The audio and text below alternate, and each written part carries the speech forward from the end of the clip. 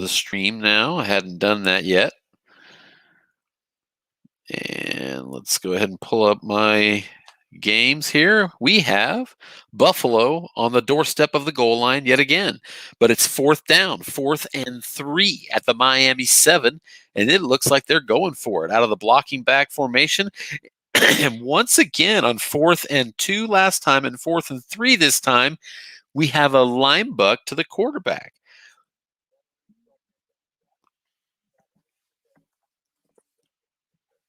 Thanks. We going to see you later tonight here? Sweet. So that line buck for Josh Allen was 3 yards on 4th and 3. That's a gutsy call to ask your quarterback to get 3 yards on 4th and 3 down near the goal line, but he did it. And it's now 1st and goal at the 4 for Buffalo. 6:36 to go in the second quarter with Buffalo already up 14-7. Miami in desperate need of a stop here. Bills out of the pistol. Miami will set up with the nickel defense.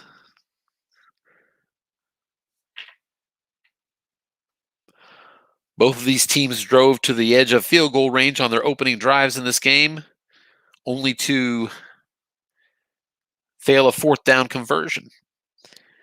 We have a sack here. Andrew Van Ginkel gets in on Josh Allen for a big 6-yard loss. Maybe Miami gets a stop here and forces that field goal attempt. It's 2nd and 10 now. Buffalo still in the pistol, but this time with 3 wides. Diggs wide right. Davis and Beasley out to the left. Dawson Knox at tight end. Singletary the single setback.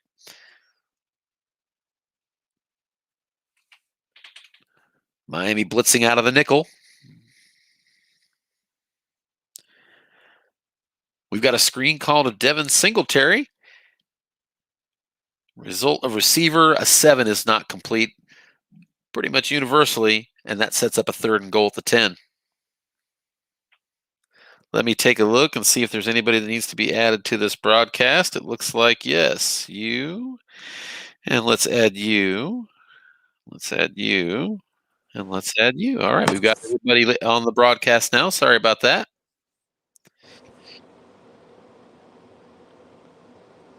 3rd and goal at the 10. Miami desperately trying to prevent the Bills from taking a 2-touchdown lead here. Short pass to Diggs into the teeth of a nickel. Possible incompletion, and the split roll has it. Diggs hits pay dirt on 3rd and 10, a clutch touchdown. I believe that is his 2nd of the game. We will validate that here. That's right. 2 touchdowns from Josh Allen to Stephon Diggs. And the Buffalo Bills now take a pretty commanding lead early, 2 touchdowns, 5:24 left in the first half.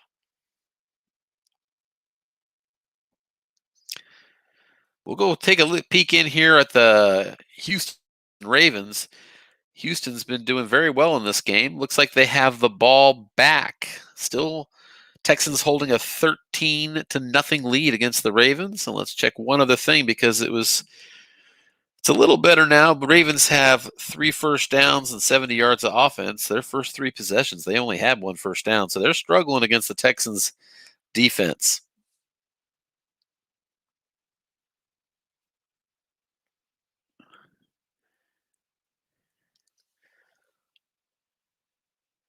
Deshaun Watson now 15 of 16 for over $150 in the first half.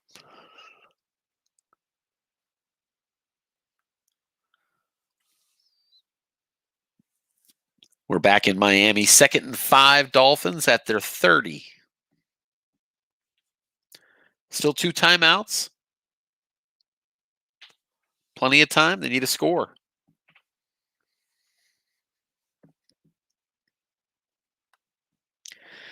We've got a pitch out to Salvin Ahmed. Looks like he'll beat the end on that for a 5-yard play. 6 white dice comes through. Dolphins get a 1st and 10 now at their own 35. Buffalo's up by 2 touchdowns, but only about 50 yards difference in the yards.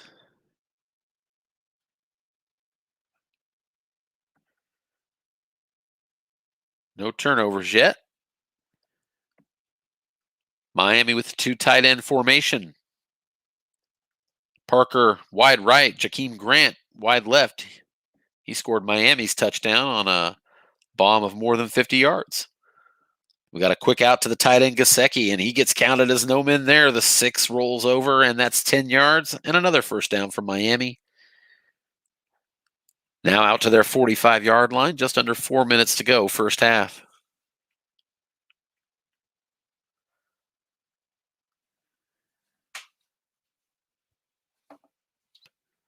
Miami right back to the 2 tight end formation. Bills will blitz out of the 3-4. And it's a short pass to Jakeem Grant.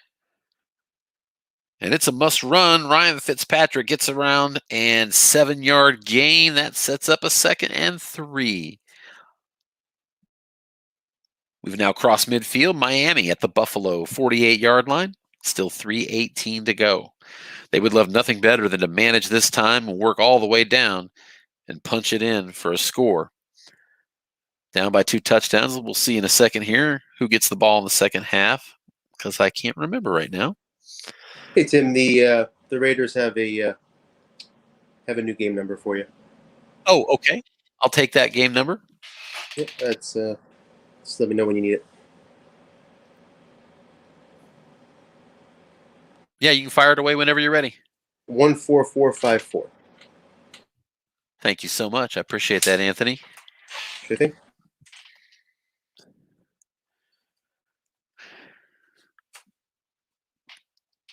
We've got a screened mask and the defense calling a run, but it is just a 2-yard gain. Actually rolled the interception on flat pass wrong. Still got 2 yards on the non-interception. That's 1 yard less than Miami needed. It's 3rd down and 1 at the Buffalo 46. I was commenting earlier that Myles Gaskin was off to a hot start. We'll check on him. He had 200 all-purpose, or I should say, yards from scrimmage in week 1. And Gaskin right now, 36 yards rushing and another 39 receiving. And I can tell you he had that early in the first quarter. Tight end formation showing run set on 3rd and 1 is Miami. Bills to the 4-3. They will blitz.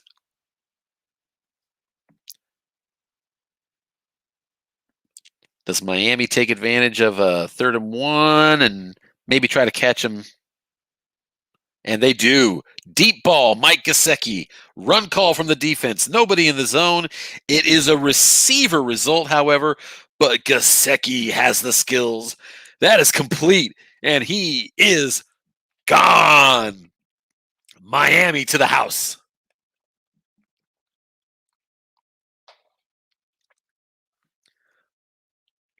Big pass there. Clutch play, Ryan Fitzpatrick.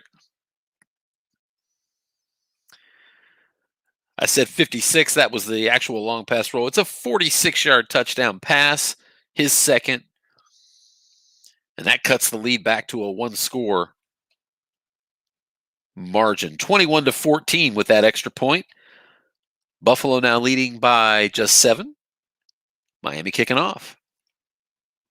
Such a huge score for Miami on that.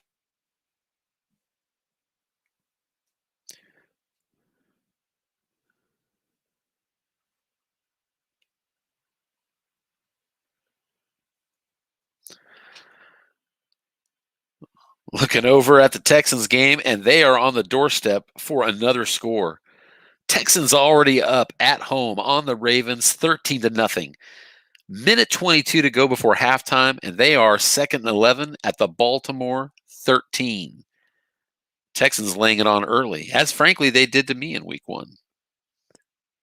Wow, Lamar Jackson just 3 for 9, while Deshaun Watson is 18 for 19 for a $182. His numbers just continue to get better. There's a 4-yard completion to Will Fuller. And it's going to be a big 3rd down here for the Texans. 3rd and 7 at the Baltimore 9. I've jumped over to that game a little bit here because it looks like I'm all locked up in Miami. So I'm going to close this one out here and we'll come back to that. Try to do both at the same time, but let's at least resolve the red zone situation here in Houston. Boy, a touchdown here is huge. Baltimore only one timeout, so they're really not in a great position to come back again and try to get a score. Here's a slant, short pass to the tight end, Darren Fells, into the nickel. The rush is avoided, and it is a must-run. Deshaun Watson taking it to the house. He scores again. 2 passing touchdowns for Deshaun Watson, plus the 9-yard rushing touchdown that we just saw. Deshaun Watson absolutely having his day at home against the Ravens, now up 20-0. Outgaining the Ravens 245-70. So certainly Mr. Shoemaker has his work cut out for him.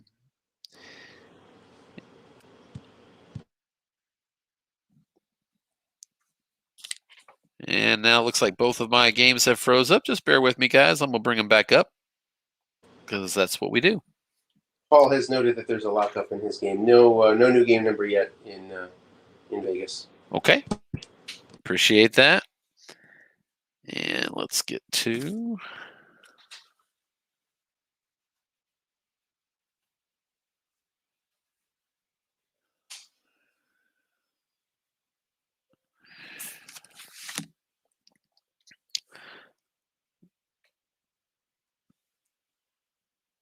I'm still just really amazed by the Houston success right now against Baltimore. Although I did notice Baltimore's run defense cards leave a lot to be desired compared to what I've seen in the past.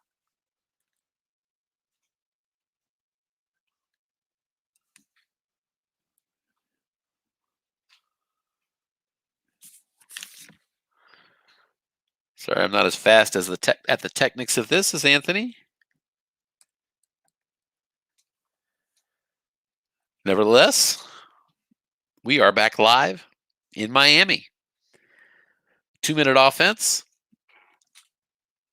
There's a 13-yard pass, and Josh Allen, now 16 of 23 for 213.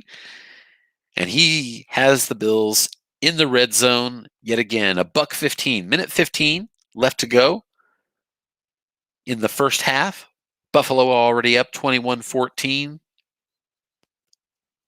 Trying to put a 4th touchdown on the board in this one before halftime. Out of the pistol with 3 wide receivers. Zach Moss and Dawson Knox out of the backfield, and nickel defense for Miami.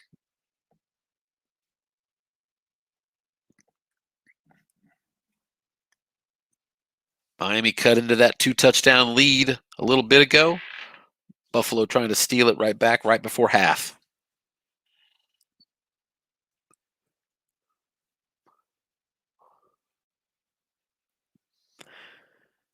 We've got a short pass to John Brown. Blitz does not get home. Here's the pass. It's complete. And taken down to the 1. It is 1st and goal at the 1-yard line.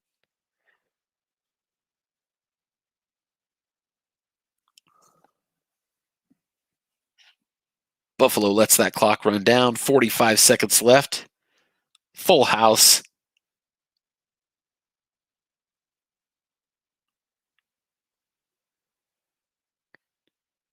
Nickel with the blitz on the defense by Miami. Zach Moss, Devin Singletary, the rushers behind Josh Allen. Not out of the pistol on this particular call. Nevertheless, Zach has shown a propensity in this game twice on 4th down, doing a QB sneak. This time he's going up the middle to Zach Moss. A linebacker's there. The result on the defensive card is 1 yard only, and that's enough. Touchdown, Moss. So Buffalo absolutely putting it up on the Miami defense here in the first half of this game. 27-14 now, extra point pending.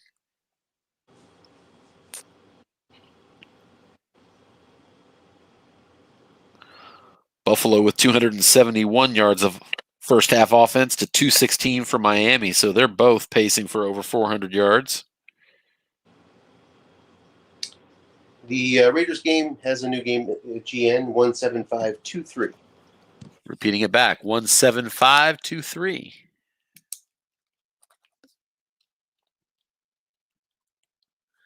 Thank you. And we're still waiting on this extra point. We're going to assume he's got that. Let me go ahead and try to get one of these other games up so we can take a look. Let's get to that Saints-Raiders game, since you did say that one was still pretty close.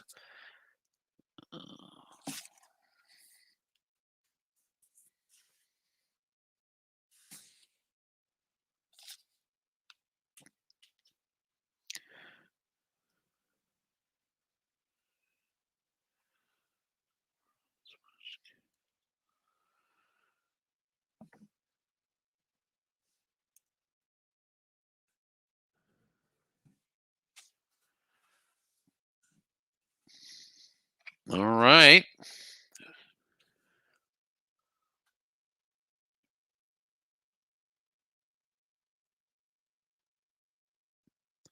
Just 30 seconds left in the second quarter for Miami. They're out of the shotgun. They'll try to make some noise, but that's a long haul. Looks like it's having trouble pulling up the Raider game. Is that maybe not started yet, or is it going? Let's see here. Oh, I think it's coming.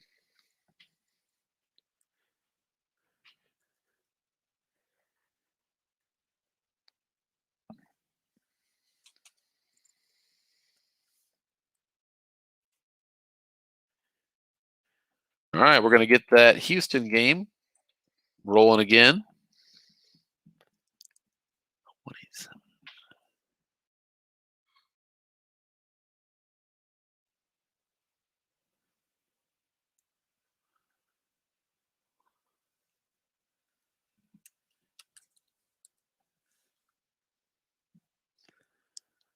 All right, looks like Baltimore's on the board now. It's a 20-3 game, early third quarter. Houston still on top.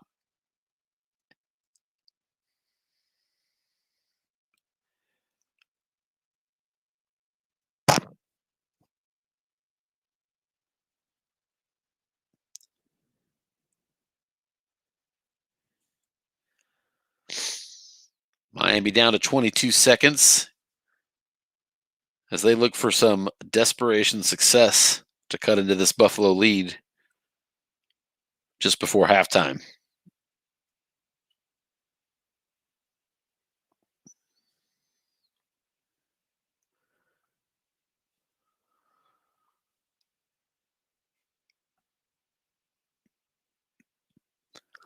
You know, Baltimore's down 20-3. They have the ball back. Might be a good time just to remind everybody that this Baltimore team was down in the fourth quarter in week 1, 25-10.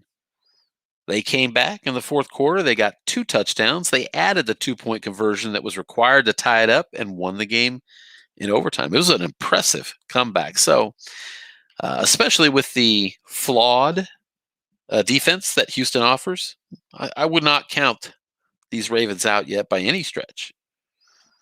There's back-to-back short gain runs for the Ravens, as a matter of fact. First by Lamar Jackson, followed up by J.K. Dobbins. But sometimes when it rains, it pours.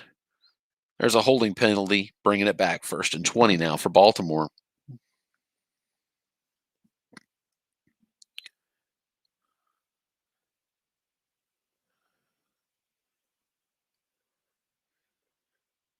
Miami up near midfield, but only 8 seconds left. So, if they could get a decent long gain, 15 to 18 yards, maybe they've got a shot, depending on their kicker. We could look at that.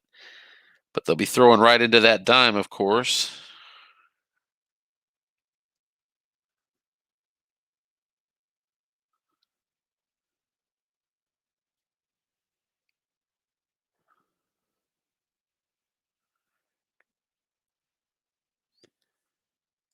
There's a must run for Fitzpatrick. on a long pass.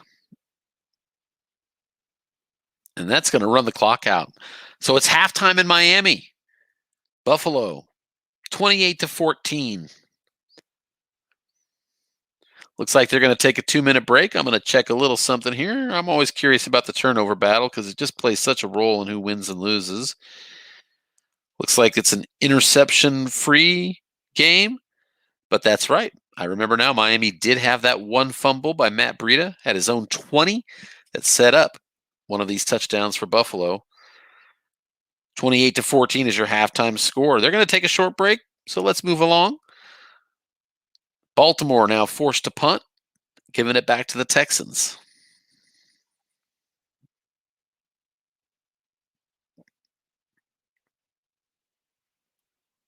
There's a punt down to the 19. No gain. That's where the Texans will take over.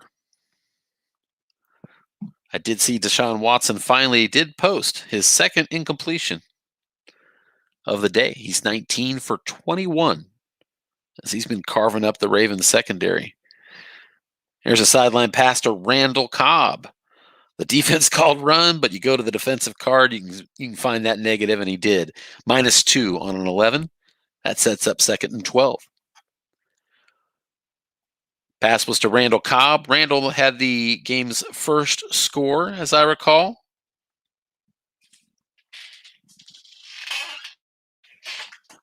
On a long touchdown pass.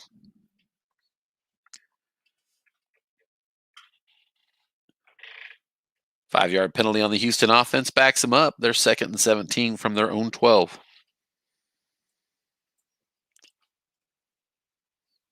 And yes, it was Randall Cobb. And I misspoke earlier. That's the only touchdown pass for Watson. He's run it in twice. 5-yard run and a 9-yard run for scores for Deshaun Watson. We got a deep ball to Brandon Cooks here by the Texans, and the Ravens sniff it out.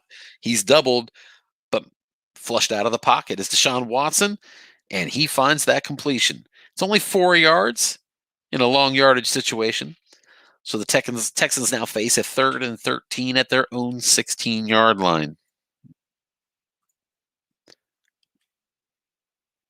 Buffalo and Miami have not kicked off the third quarter yet.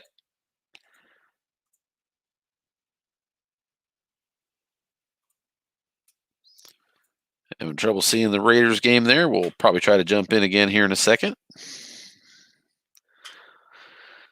3rd and 13 for the Texans. 4 wide receivers. Throwing into the dime of the Ravens. Ravens showing blitz.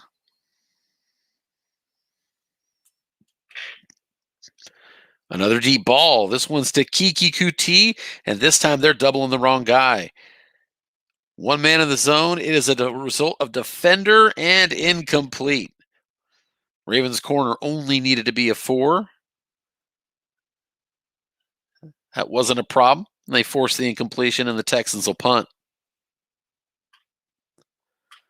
It's a good 51-yard punt. Fielded by James Prochet, but it's a fair catch, and Baltimore takes over at their own 33.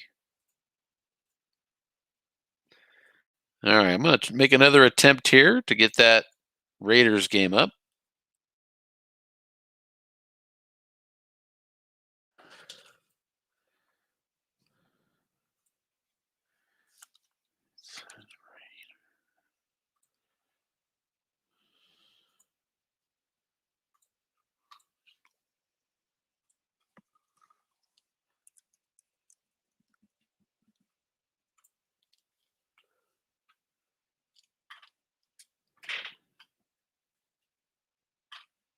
Come on, you can do it.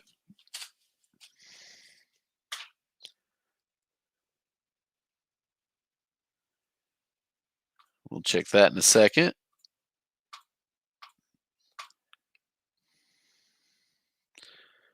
I'm getting those, Anthony, DDER surface loss errors. I'll take it, whatever advice you have on those. Looks like I got rid of it. Ravens cross midfield into Texans territory. The score here cuts it to 10.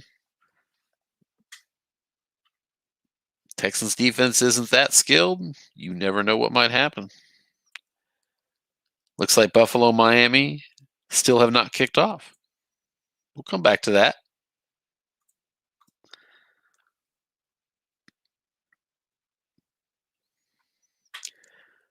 First and 10 Ravens at their own 31. Let's see if there's a new game number for. Yeah, there sure is. Looks like they're having plenty of troubles in that Oakland game. So I've got a new game number that should help us out.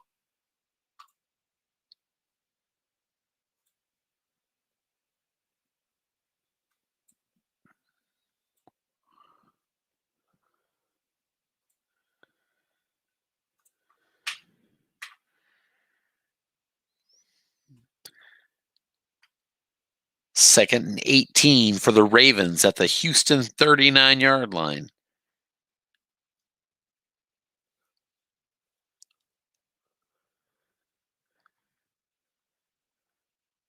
J.K. Dobbins deep in the eye. Mark Andrews in front of him. Jackson under center. Lamar is throwing a curl to Marquise Hollywood Brown, and it is incomplete. A 3 on his card, just avoiding a stretch of 4 consecutive must runs that he could have had. Third down and 18 for the Ravens at the Houston 39. Field goal cuts it to 14, so he does have Justin Tucker. We'll be back there in a second. Let me try to get that Oakland game up now that I've got a new game number.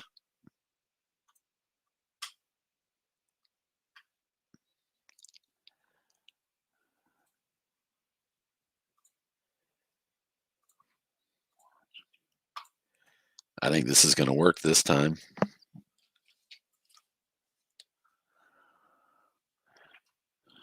I had it. Let's find it again.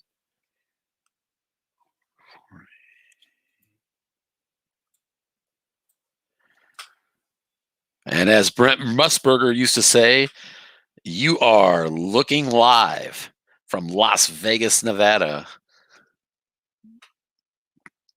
The Raiders still holding a 10-0 lead and still holding the New Orleans offense scoreless deep into the third quarter. The Saints do have the ball, however, at the Vegas 35. There's a little flat pass.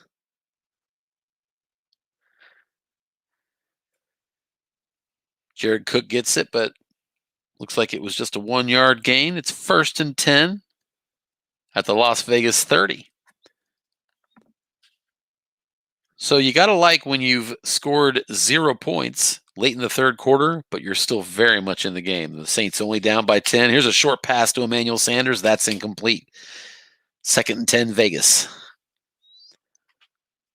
I'm sorry, second and 10 New Orleans. Blocking back formation, Kamara. Behind the fullback, Drew Brees under center. Traquan Smith and Emmanuel Sanders out wide. It's a quick out to the tight end, Jared Cook. Brees on his card gets a result of receiver, and Jared Cook has the completion on 7. That's a 9-yard pickup. And that sets up a 3rd and 1 for the Saints at the Vegas 21-yard line.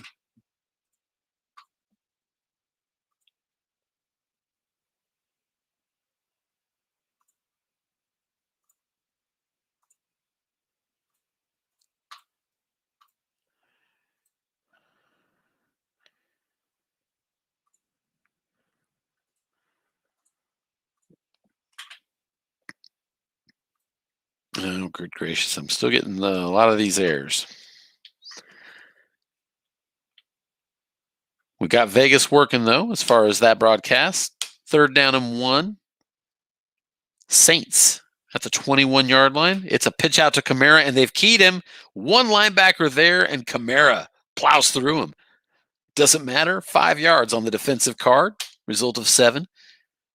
And that's a big 3rd down conversion. 1st and 10. Saints at the 16-yard line of Vegas, now into the red zone. And As I've alluded to, Saints are scoreless on the day, and let's see. Yes, this is their first trip into the red zone. Ironically, they've outgained the Raiders in this game. Blocking back formation, 4-3 defense, slant to the tight end. Jared Cook forced out of the pocket, rolling out his car. He throws it over the middle, 7 yards on a little look-in pass. Corey Littleton drags him down. Latavius Murray picked that gain up, and it's 2nd and 3 at the Vegas 9. No flat pass possible anymore, so on 2nd and 3, Raiders get their defenders up on the line. Blocking back formation, pitch out again to Kamara, keying Kamara again, and it goes to his card. That is a loss of 5 yards for Alvin Kamara, and it's suddenly 8 at the 14. Vegas making a big stand here. Injury on that play, by the way, is Eric McCoy, who I believe is going to be one offensive lineman for New Orleans.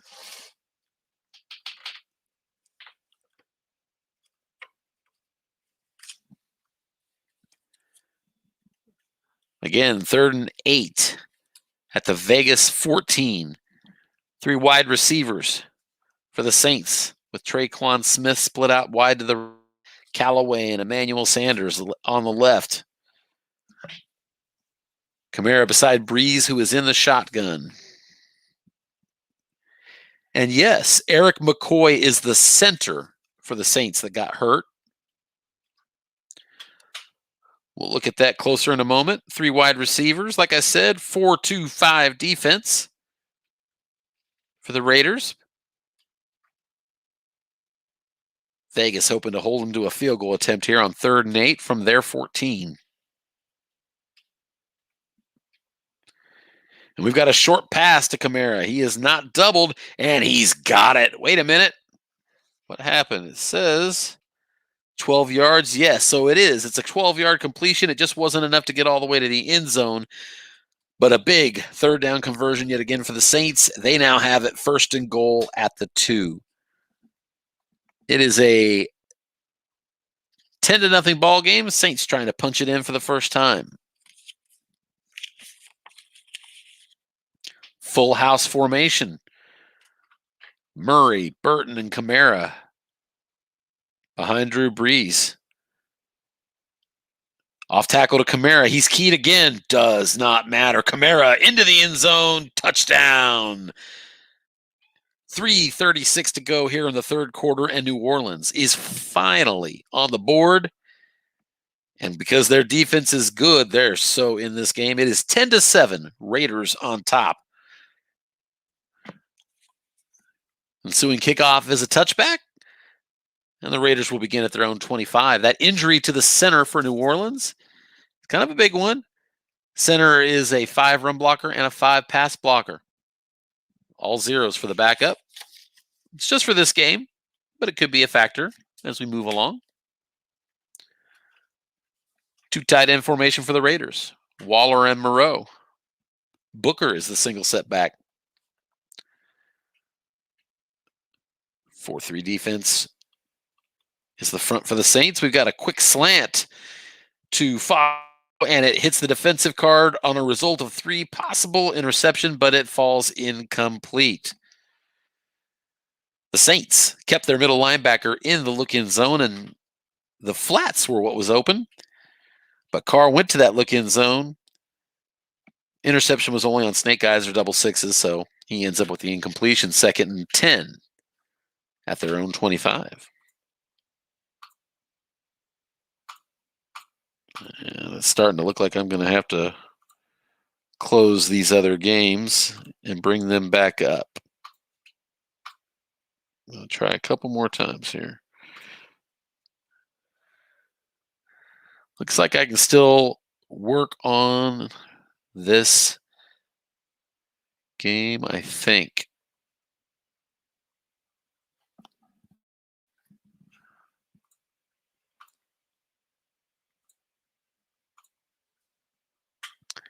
Raiders facing a 3rd and 6 now at their own 29-yard line.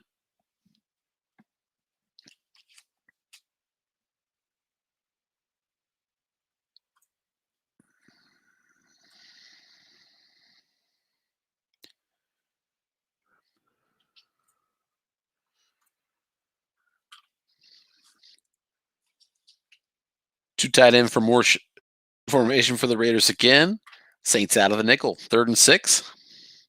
Just a 3-point gain and a low-scoring one.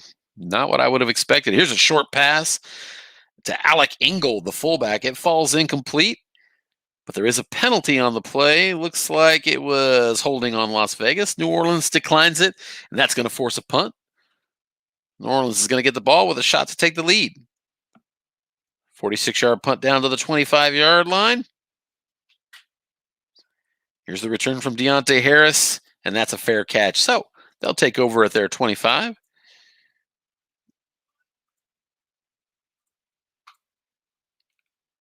And yeah, I'm going to close these other games because it is simply not working, and I'm not getting any updates for that reason. So we still have the Vegas Saints game up and running. Here's a short pass to Traquan Smith. Defensive card, 12-yard gain on a 6. Drew Brees now 23 of 29 for $180. And the Saints are out to their 37-yard line. Late third quarter, trailing by 3.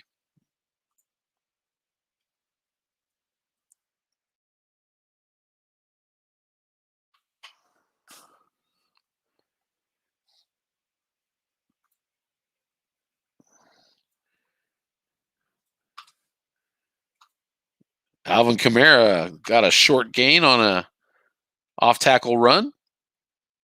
15 yards. That'll get him across midfield.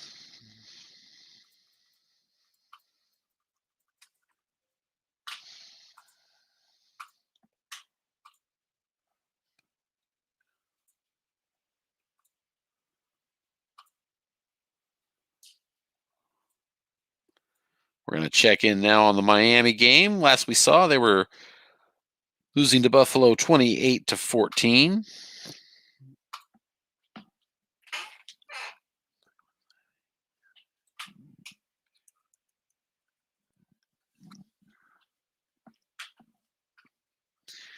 And we're live in Miami, and the game has closed a little bit. Miami now trails 28-21, and there's still 8 minutes left in the third quarter. So the Dolphins and Tony Tilleria hanging in.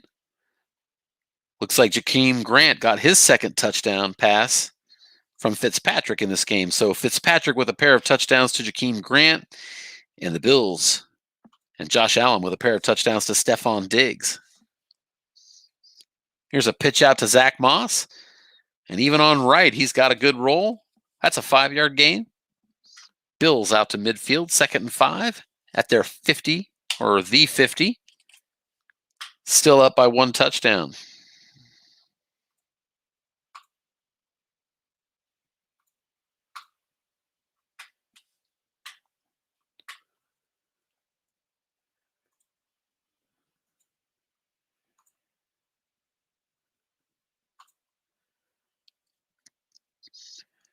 Three wide receivers. Zach Moss joins Dawson Knox in the backfield. Josh Allen with them out of the pistol. Nickel defense here for Miami.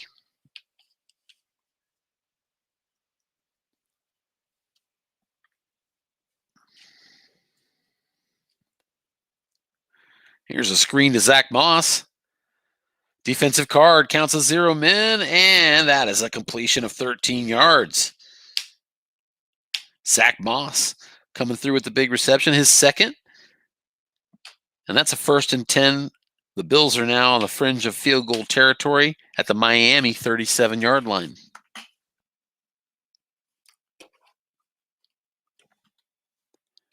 Once again, 3 wide receivers out of the pistol. Throwing a short pass to Cole Beasley into the nickel and into a double team. Goes to the defensive card, result of receiver. That double team results in an incompletion.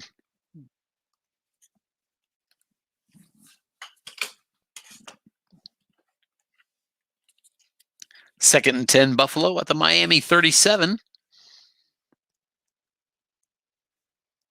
Excellent field goal range for both of these kickers in this game.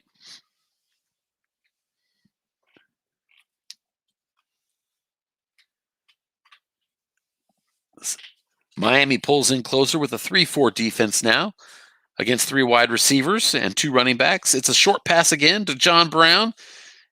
And we might have a split roll incompletion, though. I thought it was going to be complete. The odds were in his favor. 2 through 7, 11, and 12, but a result of 8, and it falls incomplete. Josh Allen and the Bills now facing a critical 3rd and 10 at Miami's 37. Like I say, plenty of leg to kick that field goal from there. Miami in the dime showing blitz. 3 wide receivers for Buffalo on 3rd and 10. Diggs out to the right. Beasley and Davis out to the left. It's another short pass to Beasley. 2nd straight one. Defense calls pass. Here it comes. Goes to the quarterback card. Must run. Josh Allen only gets 5 yards. So we've got a 4th and 5 at the Miami 32.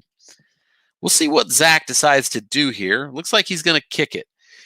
And from the 32, it's a 2 to 8 and 12 with the possible variable knocking it to 2 to 6 and 12. I don't know, tough call, but I understand why he's going for it. The kick is up, and it is true. Right through the uprights on a roll of 3 for Tyler Bass. Buffalo extends to a 31 to 21 lead against Miami. Here's the ensuing kick right to the goal line. Jakeem Grant. Looks like he was going to have the chance to return it, but he'll take the touchback. 1st and 10, Miami at the 25. All right, I'm going to start working on getting another game up. Why not?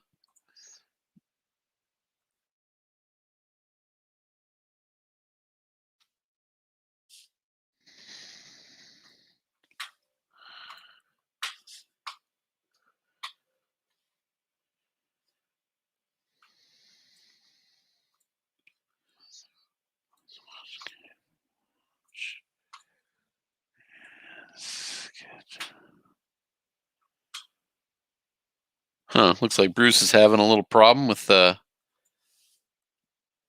pregame file. That's unfortunate.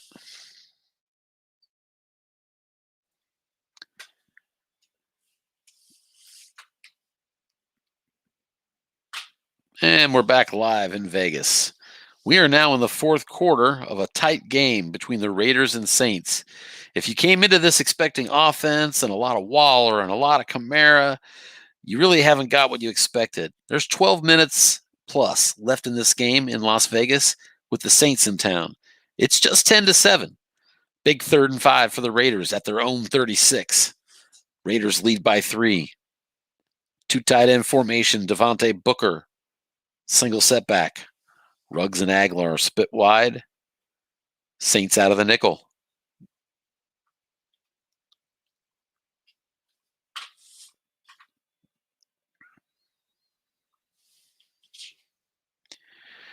And there's a square out to Nelson Aguilar. It's going to be the yak rating. Let's see what we've got. 7 yards is the addition, so that should be a 6-yard gain and a 1st down. Vegas, they convert. And they're 1st and 10 at their own 42. 12 minutes to go. Vegas now 6 for 11 on 3rd down conversions. Like I said, offenses have not been dominating here. 4th quarter, New Orleans has outgained them 274 to 221. Derek Carr did throw the game's only interception.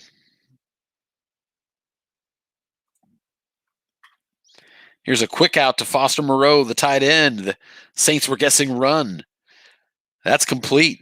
3 yards is the gain, though. It went to the yak rating again, and not the best roll. 3-yard gain, 2nd and 7, Vegas at their 45.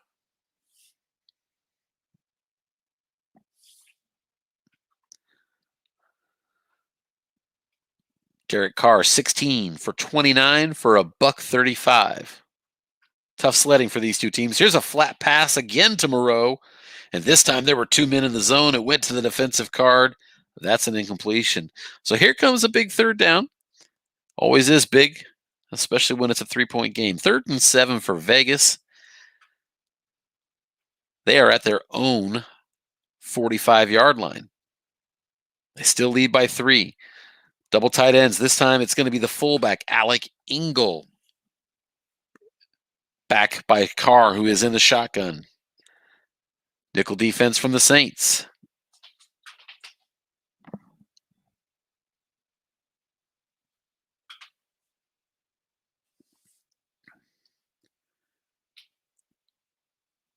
We've got a long pass to Henry Ruggs. He is doubled by the linebacker. One man there, incomplete. Goes to the defensive card. Paul decided to go for the gusto. Came up incomplete, and the Raiders will punt.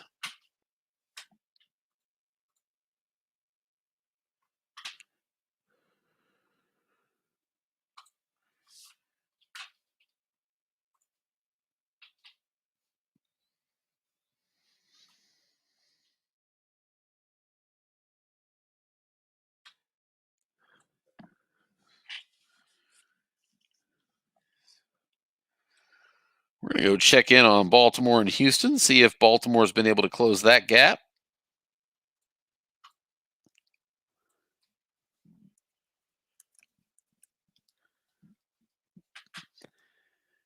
And indeed they have. But we're getting late. Let's stick here and see what happens. Baltimore is at Houston. They struggled so bad earlier. We have an off tackle to David Johnson of the Texans, and he's got the short gain on right on his card. David Johnson coming through with a 14-yard gain. The Texans are now 1st and 10 at the Baltimore 32. Texans are up by 9. I'm sorry, they're up by 11. Baltimore still needs 2 scores. 3 minutes left on the clock. Baltimore does have all 3 timeouts. The Texans are 2nd and 12 at the Baltimore 34. Needing 2 scores. When do you start using those timeouts? 2 scores under 3 minutes. I'm happy to use them anytime. I just presume I'm going to need them anyway. Here's an off tackle to Duke Johnson. That's no gain. And that sets up a 3rd and 12 at the Baltimore 34-yard line. Still a lot of work to do, even if the Ravens can get a stop here.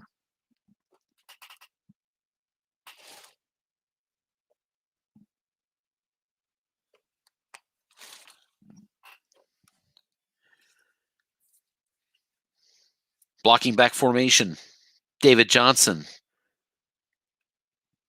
Behind the quarterback, Deshaun Watson, who's had a great game. Cooks and Fuller out wide. It's off tackle to Duke Johnson on 3rd and 12. They'll go for the run. It is a 1-yard gain, 4th down and 11. So at the 33-yard line, let's see if they decide to punt. It's 4th and 11. 2 minutes exactly left in this game.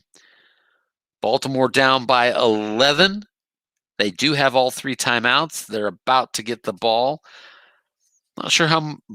I guess, let's see. You're get a touchdown at this point. And indeed, the Texans are going to punt this away. That's probably the right call. 4th and 11 at the Baltimore 33.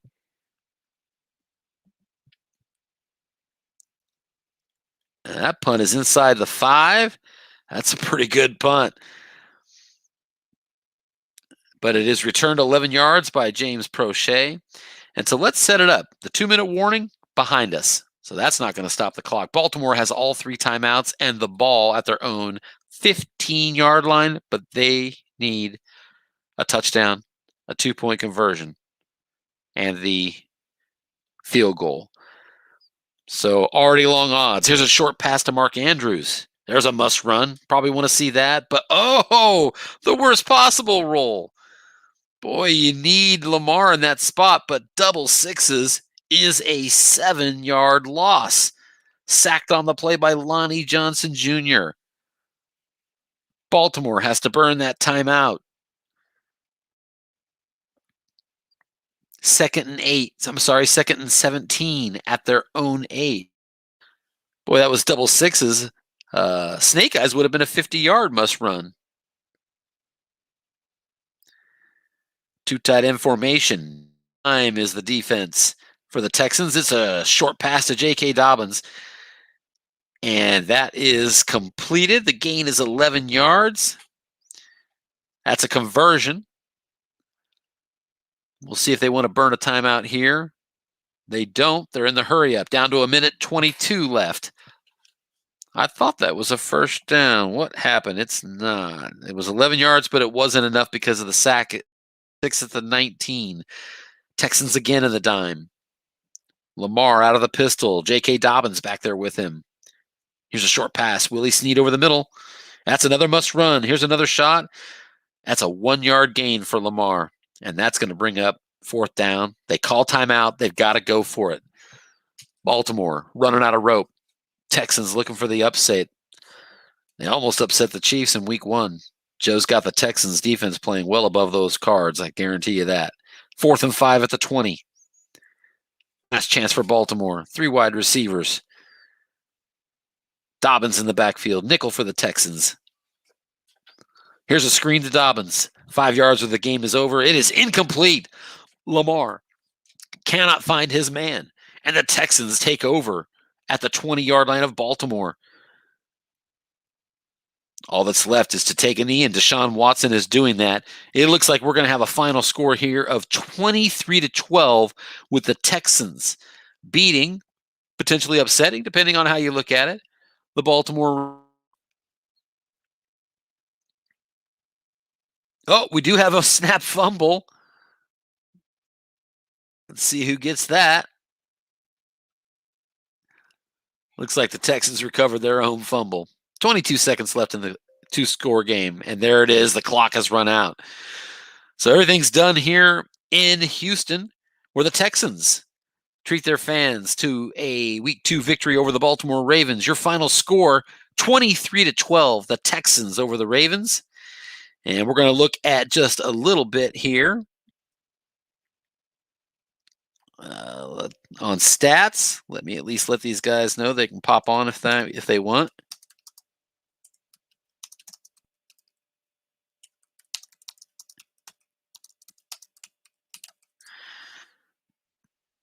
All right, so looking at the box score, I want to see where Deshaun Watson finished because he was just killing it through most of this game. Deshaun Watson, check out these numbers. 31 out of 35. That's right, 88.6% completions. 31 of 35 for 294. He had a touchdown pass, and he had 2 touchdown runs. Deshaun Watson, your MVP out of Houston here, as they walk away with a 23-12 victory. And we want to congratulate Joe Golden on his first win and his return to the USFFL. Baltimore falls to 1-1. Houston improves to 1-1.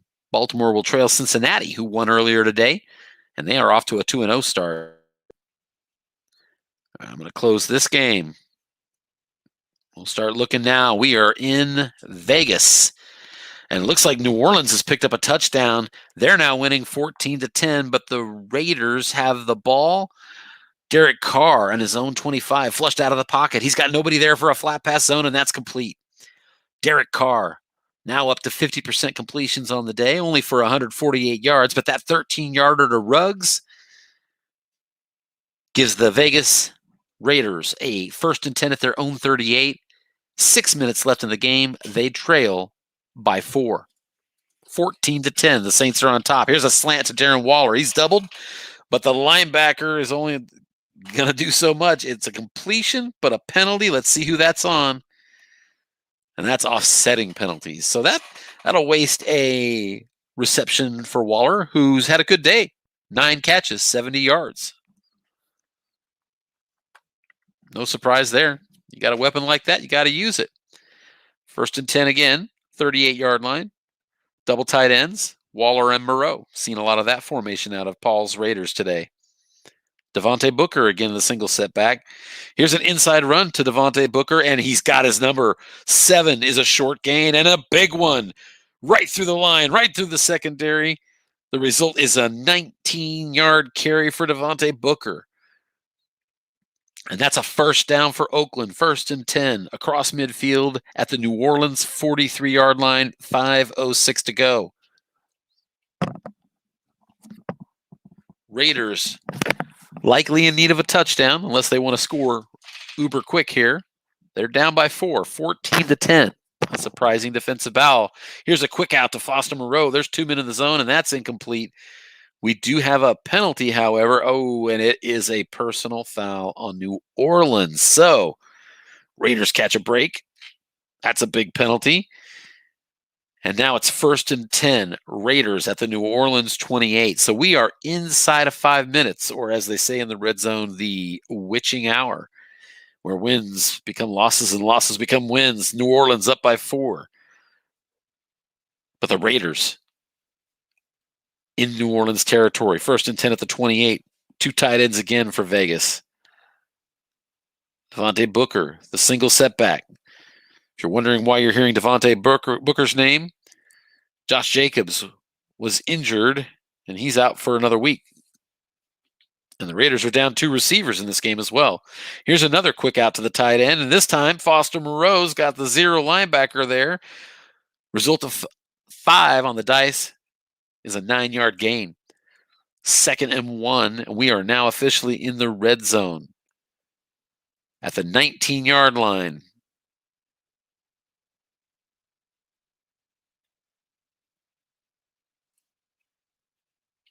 Double tight ends again. Aguilar and Ruggs split wide.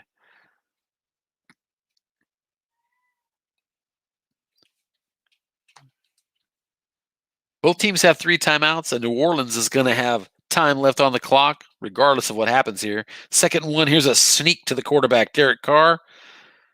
He goes nowhere.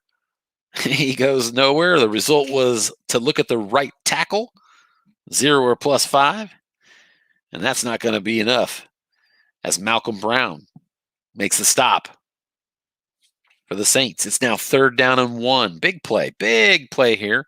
We're down to 3:36 left in this game. 3rd and 1, Raiders at the 19 of New Orleans.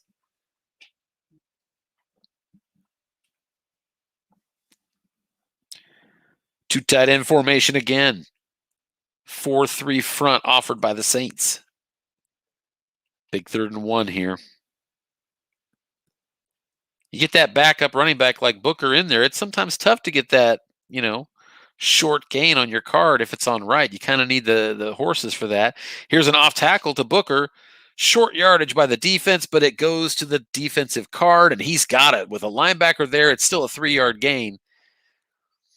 And it's now 1st and 10 Raiders at the New Orleans 16. Even though they have 3 timeouts apiece left, 3 minutes is getting a little low. Like, if you're the Raiders, I almost think you're low enough on time here that you can't settle for a field goal. You've got to get this in here. 1st and 10 at the 16. Quick slant, Darren Waller. They doubled the wrong time at end. Saints were doubling Moreau. It is a result of linebacker in zone or incomplete, and it is incomplete. Linebacker needed to be a 5 to stop that play for the Saints, and he did. That's a big stop.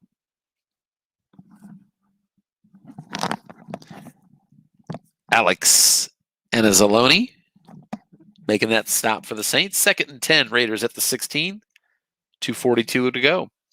Like I said, we're getting close to the touchdown or bust moment of this game for the Raiders when you trail by 4. 2 tight ends again. Here's another hitch. This one's to Aguilar. The double team is not on Aguilar. That's another possible short gain. Back-to-back plays that the middle linebacker for the Saints comes through.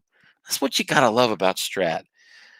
He got a player, and he may go the whole game and never get his number called, and then on back-to-back plays, it all comes down to him.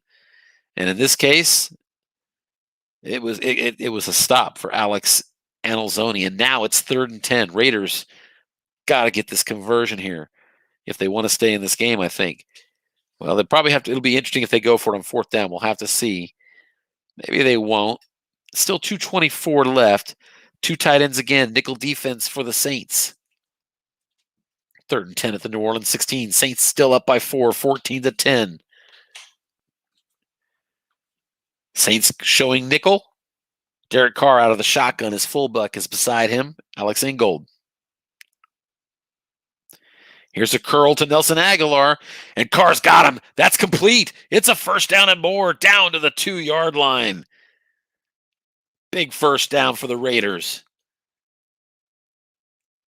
And we'll see. I assume he's going to let that run to the 2-minute warning.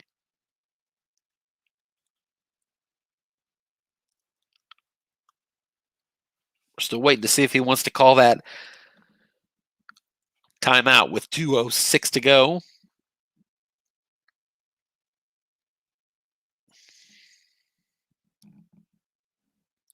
Aren't we all blessed that we don't have to watch the clock tick down while we decide if we want to take a timeout?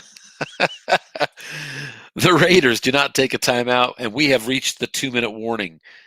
This is clutch time here. Raiders first and goal at the Saints 2. Raiders at the 2-minute warning, trailing by 4. It's 14-10.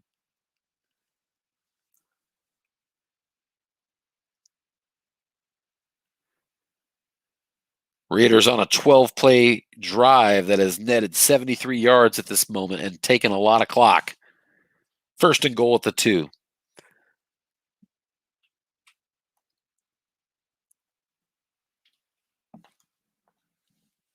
Certainly, if you're going to take the safe and run this, you're probably going to need to use those timeouts. And here's an inside run to Devontae Booker. The key is on the quarterback car, and it is a touchdown. Booker is through. And the Raiders get their second touchdown of the game. Important extra point is up, and good by Daniel Carlson. And so Drew Brees is going to attempt the comeback here in the fourth quarter. Let's take a look at something here. I want to see if I've got anybody that needs to be added. Tom does. Hey, Tom, welcome. Hey, Tim, can you hear me? I sure can. Is this Tom? This is Tom. How you doing, buddy? I'm good. Hey, so the game didn't exactly work out today like you hoped. Cincinnati's Joe Burrow was real efficient. What'd you think about that? Yeah, he was tearing it up in the flats. I could not stop his flat pass. And then the turnovers, really, and that's what I alluded to on the broadcast. Those were really the difference. Baker just kind of killed you with a couple of picks there. Yeah, and I had I fumbled once inside my 10. That one really hurt. That was giving away 7 points. Yeah, no doubt. There you are. I'm seeing it looks like Harlan wants to be added. Let me get him into this stream here. Hey, Harlan, welcome. Thanks. How's it going? Real good. We are in clutch time here. I see that. 17-14. Let's get this game finished, and then we can talk to our coaches, reboot, see where we go from here. I've had a little bit of trouble running multi-games, so I'm right now just on the Vegas broadcast. The Raiders are up 17-14 at home. $1:37 left in the game. Saints have the ball. 2nd and 10 at their own 25-yard line. This game has been a defensive struggle that I think most may not have predicted. Got to give credit to both defensive coordinators here, Paul and Dan.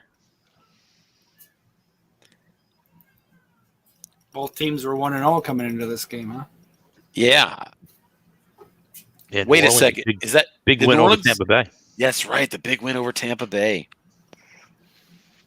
Here's a pitch out to Kamara. It goes to the defensive car, but it finds the number 7 is a short gain, and Kamara is going to bust through. He's heading for the outbounds, and he got there. He's out of bounds, saving the timeout. Plenty of time left in this game. 1:30. New Orleans at the 39. Probably a good time for me or somebody to be looking at that New Orleans kicker. Here we go. I've got it in front of me now. Not very good from that long range. Just a 2-4. Pretty solid once you get inside of there. Flushed out of the pocket is Bree. Flat pass. Yard after catch is going to be the Terminator, and he's got snake eyes. That is going to be a big gain. Traquan Smith for 20 yards. Snake Eyes was plus 21. I don't know what his yak is. I think it was like a D or an E, though. It's a D.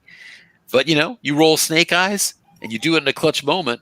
No one notices that rating. So 1st and 10 at the Vegas 41. A minute 22 to go. At this point, with 3 timeouts, New Orleans got to be thinking they might even get a touchdown to walk off with this. Here's an end run to Kamara. He's running outside, gets out of bounds. But it's just a 3-yard gain. 2nd and 7 at the Vegas 38-yard line. A $1:15 to go.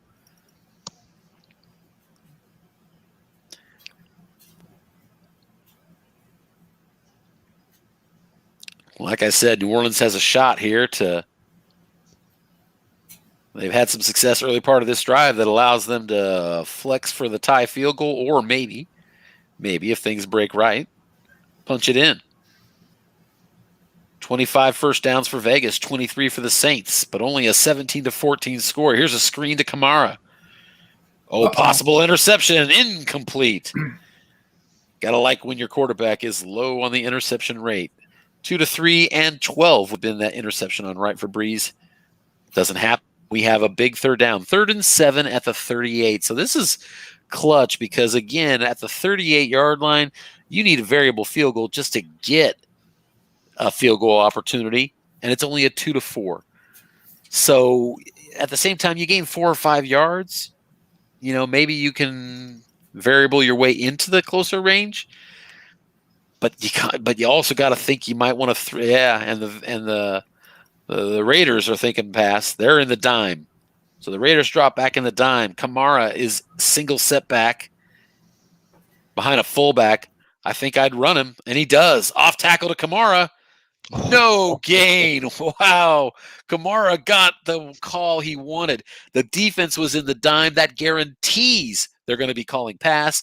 Kamara, probably a smart call by Danny, runs it, but on his own card, gets that 5. It's 0, and we now have a 4th and 7. New Orleans has already used 1 timeout. If they can't get this conversion, this game is pretty much over. This time, the Saints are not in a run formation. Even though the Raiders are in the dime, we've got 3 wide receivers. Traquan Smith out right, Sanders and Harris out left. Your tight end is Jared Cook. Kamara, single setback beside Breeze, who's in the shotgun. Here's a crossing pattern to Deontay Harris. It's on the quarterback card and incomplete. Incomplete. The Raiders with a big stop and a turnover on downs. That should be it if they can avoid a snap fumble. We've got 52 seconds left in the game. Raiders have the ball back. 3-point lead. I think you take a knee. Am I doing the math here right, fellas? We take a knee here? I think that sounds right. Yeah, they only have 2 timeouts.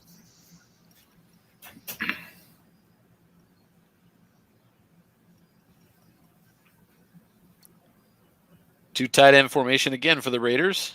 Wonder about Booker's fumble rate. Wonder if he'll run it to him. Inside run to Booker. They're keying him. It's on the defensive card. It's a 3-yard gain. So New Orleans should call their timeout and does. 45 seconds. And again, that's your problem. This next play is going to take you down to 30-something, and you take another knee, the game's over. And for that reason, sometimes, in the heat of the moment, you're juggling 1,000 things, and maybe those math skills of clock management aren't at your best. I know I've been there myself where I'm like, he's calling plays, and I'm sitting here trying to figure out if I need to take a knee or what I need to do here even. 2nd and 7 at the 41. Certainly, I think we've concluded at this point taking a knee is prudent. They may not be doing it, though, because they're back to a 2 tight end formation. Maybe, though. We'll see.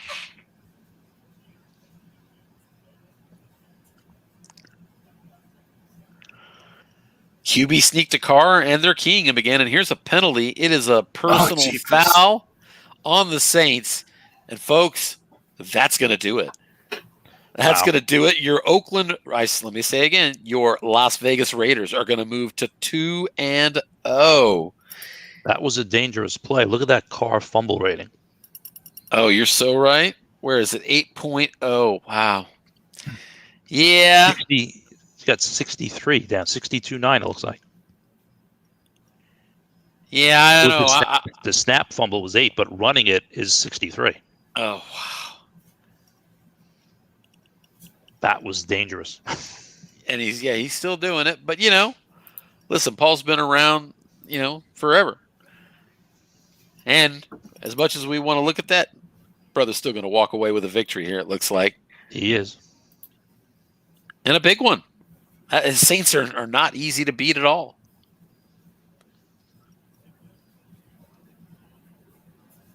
There we go. Carr taking a knee.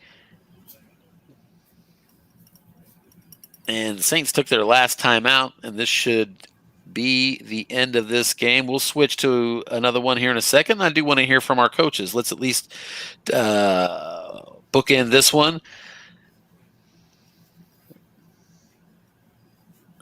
400 yards of offense for New Orleans to just 292 for Vegas. But Drew Brees did have the only interception of the game. And that'll do it. Clock shows 0. We've got a final out of Vegas. 17-14. The Raiders come back late and hang on to beat the Saints and move to 2-0. They're tied with the Chiefs atop the division. And I'm going to go ahead. We'll close this one. We'll open up another game. I have a feeling that a lot of these games are over. We still have, let's take a look here. Anthony, he says add me in. I think I did that. I think the Eagles were having a little issue with their pre-file. Yeah. Scott Miller's been trying to help them out. All right, now we've got Anthony on the broadcast. So, Harlan, talk to me. I'm going to go ahead and I want to turn it over to you for a second. It'll allow me some time to pull up the next game. Talk to me about your big game tonight. I feel pretty fortunate to come out with a win. We weren't. I don't think we had to lead the whole game until like a couple minutes left. That's right. Got a break first. So you guys know how much the game you watched, but Atlanta drove the length of the field, scored their first possession. Pollard took their in-swing kickoff for a touchdown.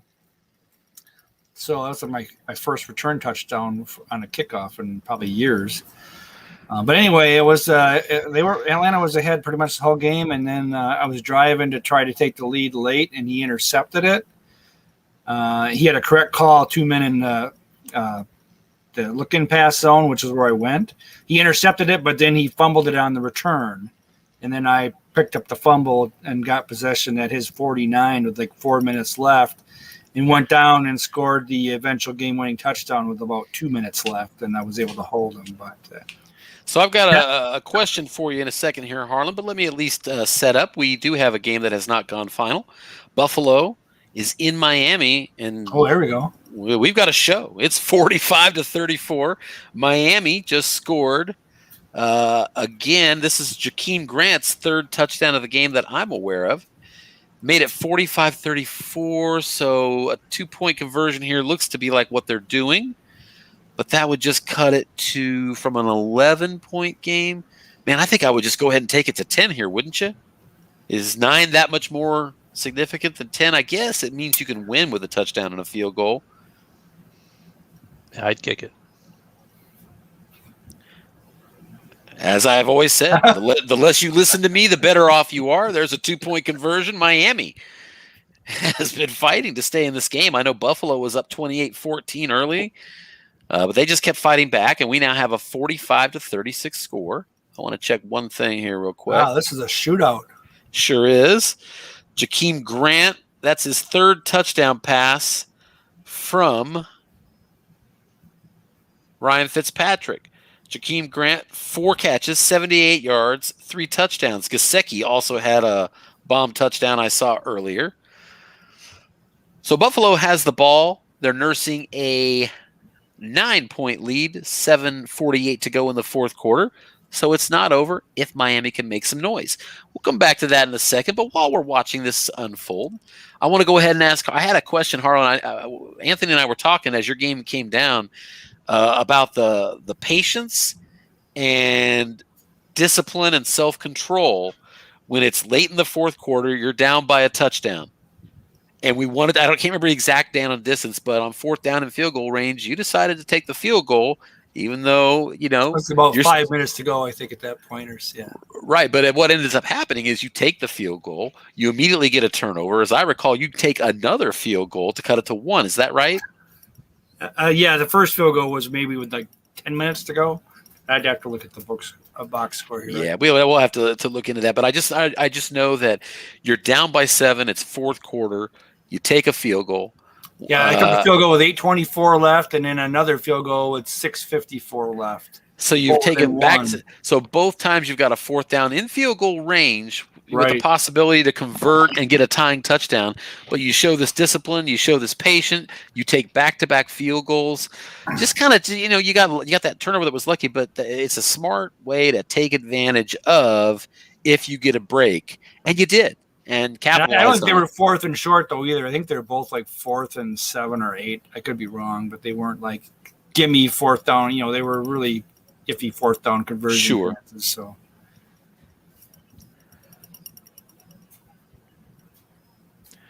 And with all my timeouts left, I mean, you just got to make a stop and hope you get the ball back. And let's see if anybody's looking to be added in here. Doesn't look like it.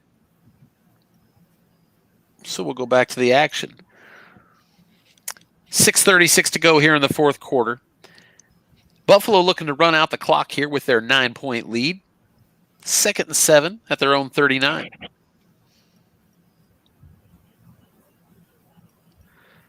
Devin Singletary grinding out a 3.9 average on 14 runs so far.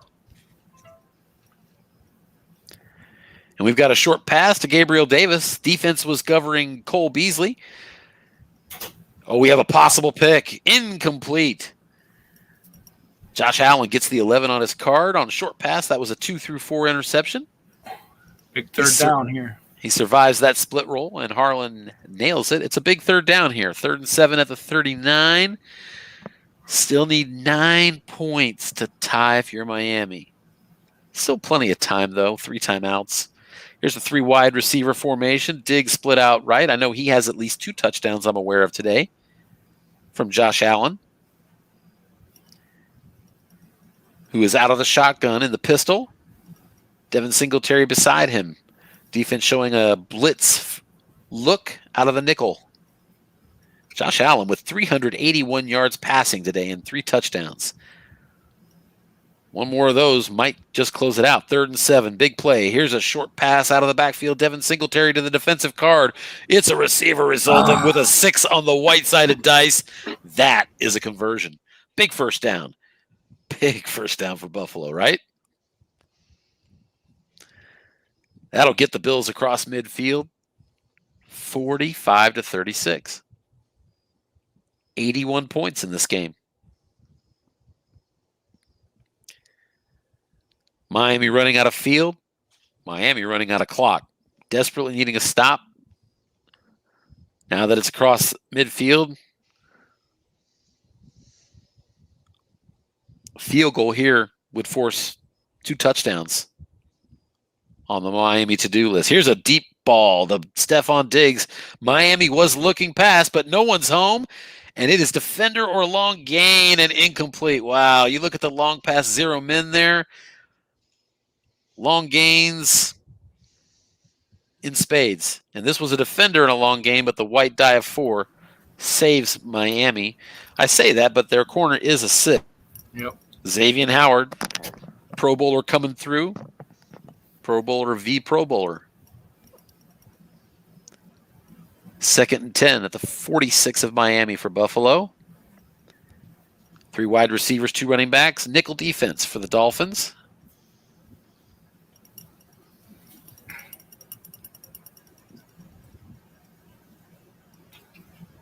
Stephon Diggs does have 2 touchdowns. Here's an off tackle to Zach Moss. Defense is guessing run, and Zach Moss is going to get a 5-yard gain. So we have a 3rd and 5 at the Miami 41.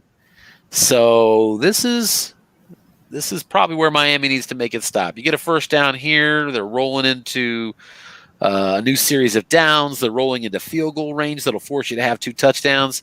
Miami needs to stop. Bills 3 wide receivers. No tight end. They've got 2 running backs. Actually, it's tight end Dawson Knox in front of Devin Singletary. Allen not out of the pistol. Defense showing blitz out of the nickel. 3rd and 5.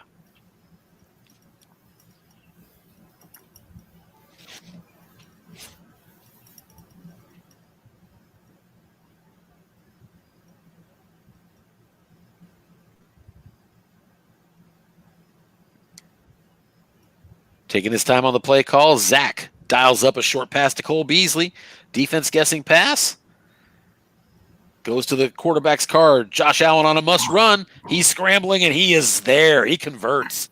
Needed 5. Got 10. 1st and 10 Buffalo down to the 31-yard line. 4:12 to go now in the fourth quarter. And reality setting in quickly for the Dolphins. Dolphins did this game. They lost a heartbreaker in week 1 in division to the Patriots. You lose here to the Bills, and you're starting the season 0-2 with 2 division losses. That's a rough start. I know what that feels like. I was about to say, Tom, I think you know what I'm talking about. It doesn't feel good. Here's an inside run to Devin Singletary. That's 7 more yards. So Buffalo's about to put the finishing touches on this one, it looks like. And, Tom, we were talking on the broadcast about, I don't know what the numbers are.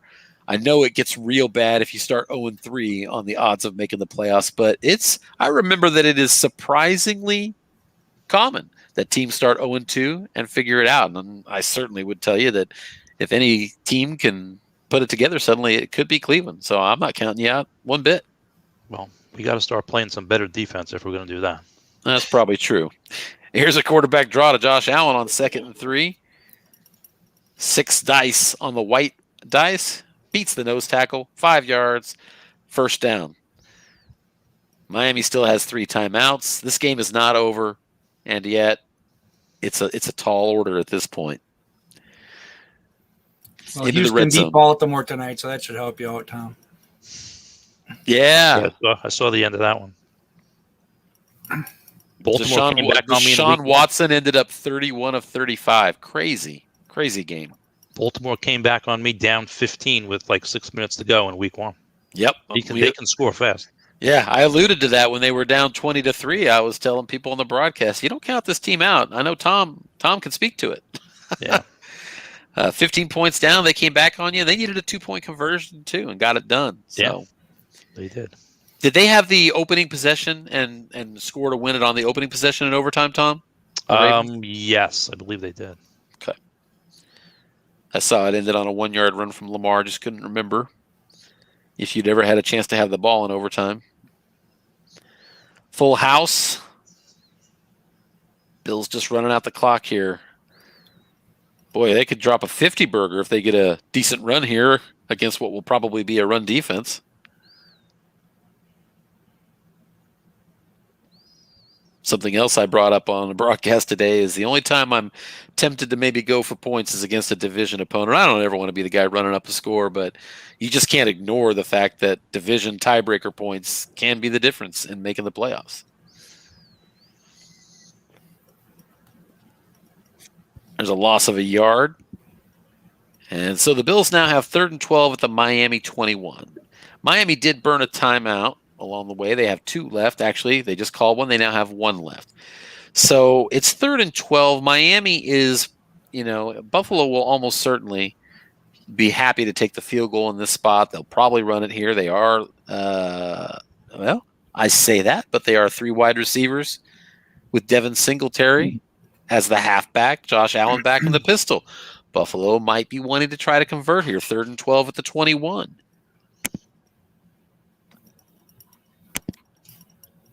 I know Miami's got some pressure. I'm not sure how much a sack would be. I think the Buffalo kicker's pretty good. Yeah, they do go out to the 41-yard line. But the difference from the 21 to the 31, no difference. So Buffalo can afford, as long as they're careful not to turn it over, they can afford to be aggressive here. 3rd and 12 at the 21.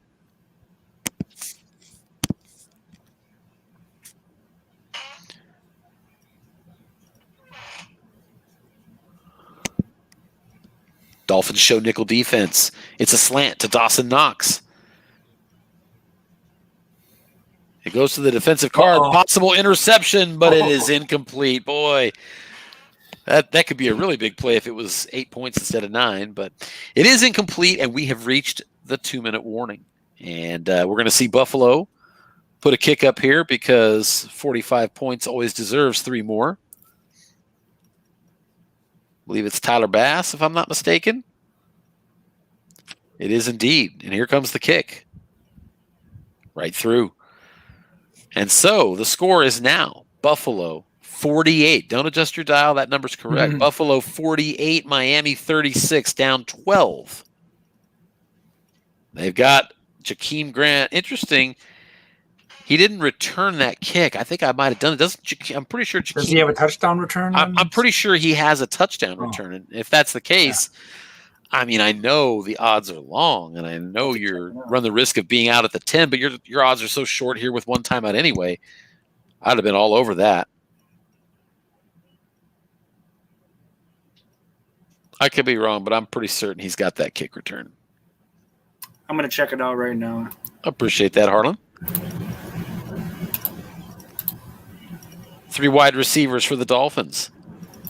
It's a deep pass to Mike Gesicki. Flushed out of the pocket is Fitzpatrick.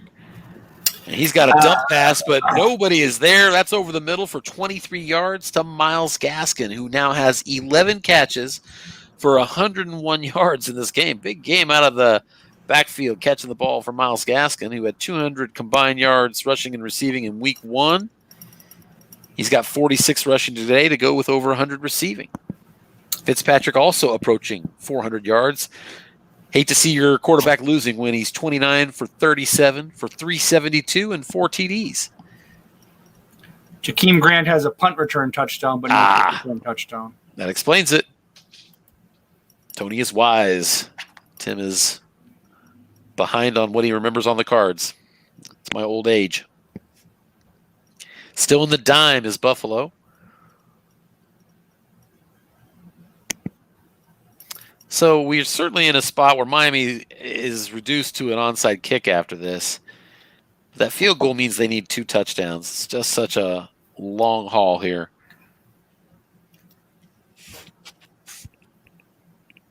Grant and Parker out wide. Mac Hollis in the slot. Here's a fly to Mac Hollis out of going deep, but incomplete. Ryan Fitzpatrick on his card. Hey, it's the right call. You got to score. You got to score quick. Sneak it in when you can. It's now 3rd and 10. Fitzpatrick again out of the shotgun. Myles Gaskin to his right. The dime once again from Buffalo. Here's a button hook to Myles Gaskin. It's open, and that's a first down catch of 13 yards. Myles Gaskin, his 12th catch. And that'll be first down into Buffalo territory at the 39-yard line. 2nd down and 10. I thought that would be a first down. Why am I staring at 2nd and 10? What am I missing? Did he spike it? Yeah, that's probably it. Yeah, You're absolutely right. did. Thank you. Thank you. Here's a short pass to Jakeem Grant, incomplete. Miami at 3rd down again. Minute 15 to go. 1 timeout. You got to think if Miami could score in the next 2 or 3 plays, they've got an outside chance if they can convert the onside kick. Buffalo making it tough, sticking back in their dime defense. Here's another short pass to Jakeem Grant, incomplete. And so Miami's got it reduced now down to 1 play. Potentially 4th down and 10. They're at the Buffalo 39. If they don't convert, this game will be over.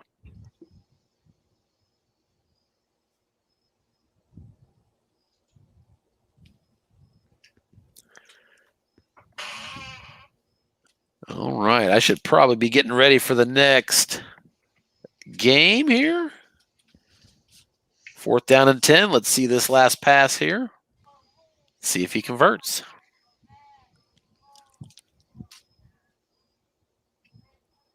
A slant to the tight end, Gesicki. He's flushed out of the pocket. Fitzpatrick, 0 men in the zone. He's got a chance to complete it, and he does. That's 13 yards. Mac Hollins on the catch. That's down to the Buffalo 26-yard line.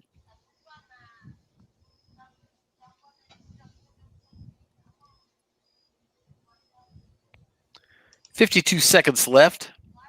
Miami still with a timeout. Looks like they did spike the ball on that play.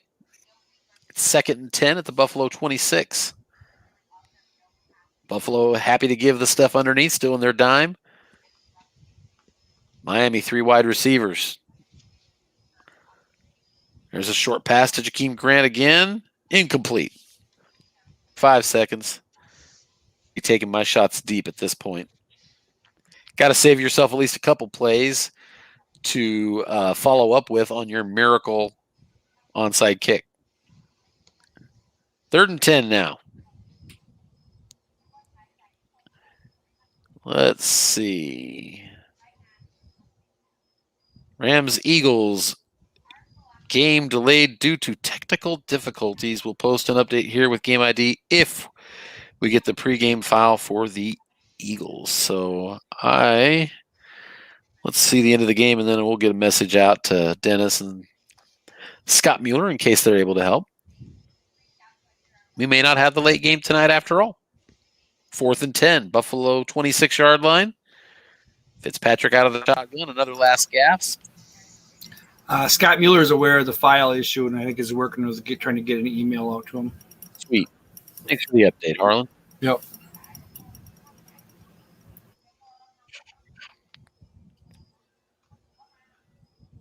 So we had the Bengals beat the Browns earlier today. What was the final in that one? That was 34 to, I want to say 13, something like that. It was. Bengals are the early season surprise, huh?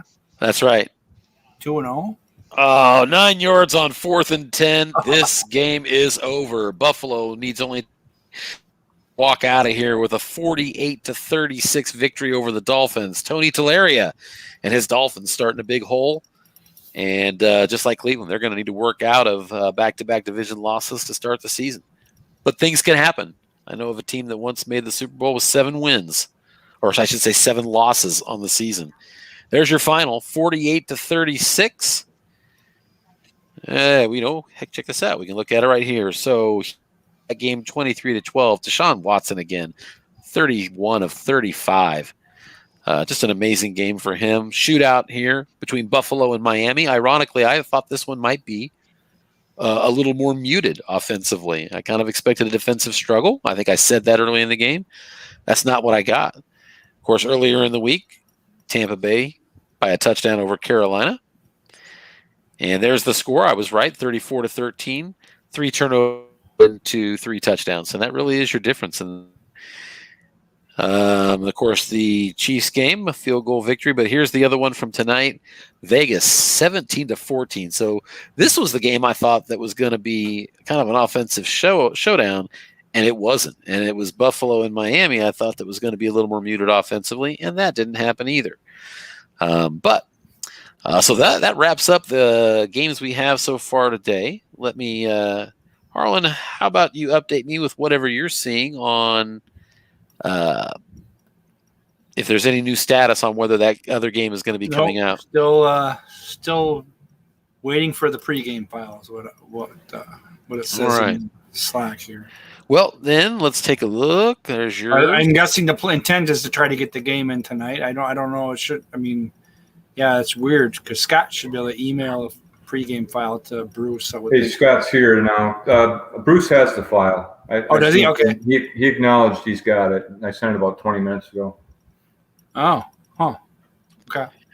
Okay, so the expectation is that fire off, we think?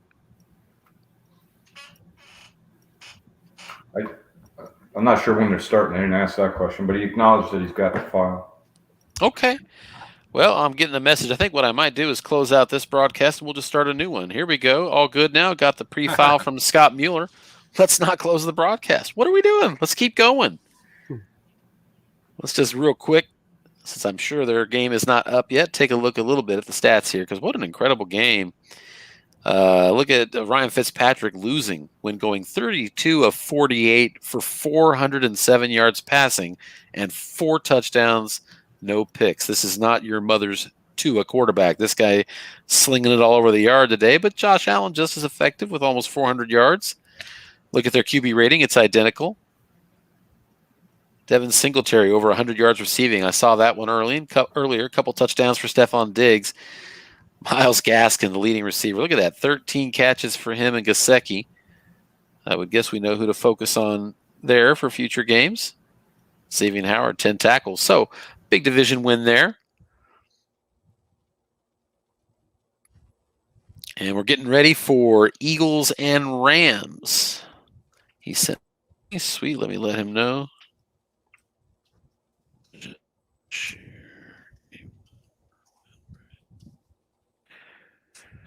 Right. So again, I want to welcome everybody to our first Megacast. I want to take a look here to see who we've got in the stream. Come on now. Anthony is so much smoother at this, right, Anthony? Yeah. So we've got a couple of games out there. The full recording of the game today, the early one from 4:30 my time. Big win for the Bengals to go 2-0 over Tom's Browns. Tom and I were just discussing. You're 0-2 with division games, but you still have a shot. We all know 2 losses is not going to knock anybody out of playoff contention, right? We hope. And Harlan, you secured a close win. We talked about that. And it looks like Bruce is saying he's just waiting for Scott, so it shouldn't be too long here. Yep. Looks like, I think their game was set to fire off. I guess it was 30 minutes ago. Anthony, what about your team at this point? You've had a couple of you also are off to an 0-2 start, but yours has kind of been heartbreakers at the end. I guess the Bengals game was close, but the last score of the game happened with over 9 minutes to go, so it must have been a lot of defensive struggle down the tail end of that game, I assume, right? Yeah, that was a tough one. That's one where, well, in our game, didn't have much business being in it. Sort of had to try to manufacture a close game. Your guys' game went to overtime? Yeah. When Tim was flipping through the box scores? Yeah, I haven't had a chance to put the game summary out. I've just been too busy. But yeah, not only did it go to overtime, but with 2 minutes left in overtime, this game could have been a win, a loss, or a tie for me. We were still tied.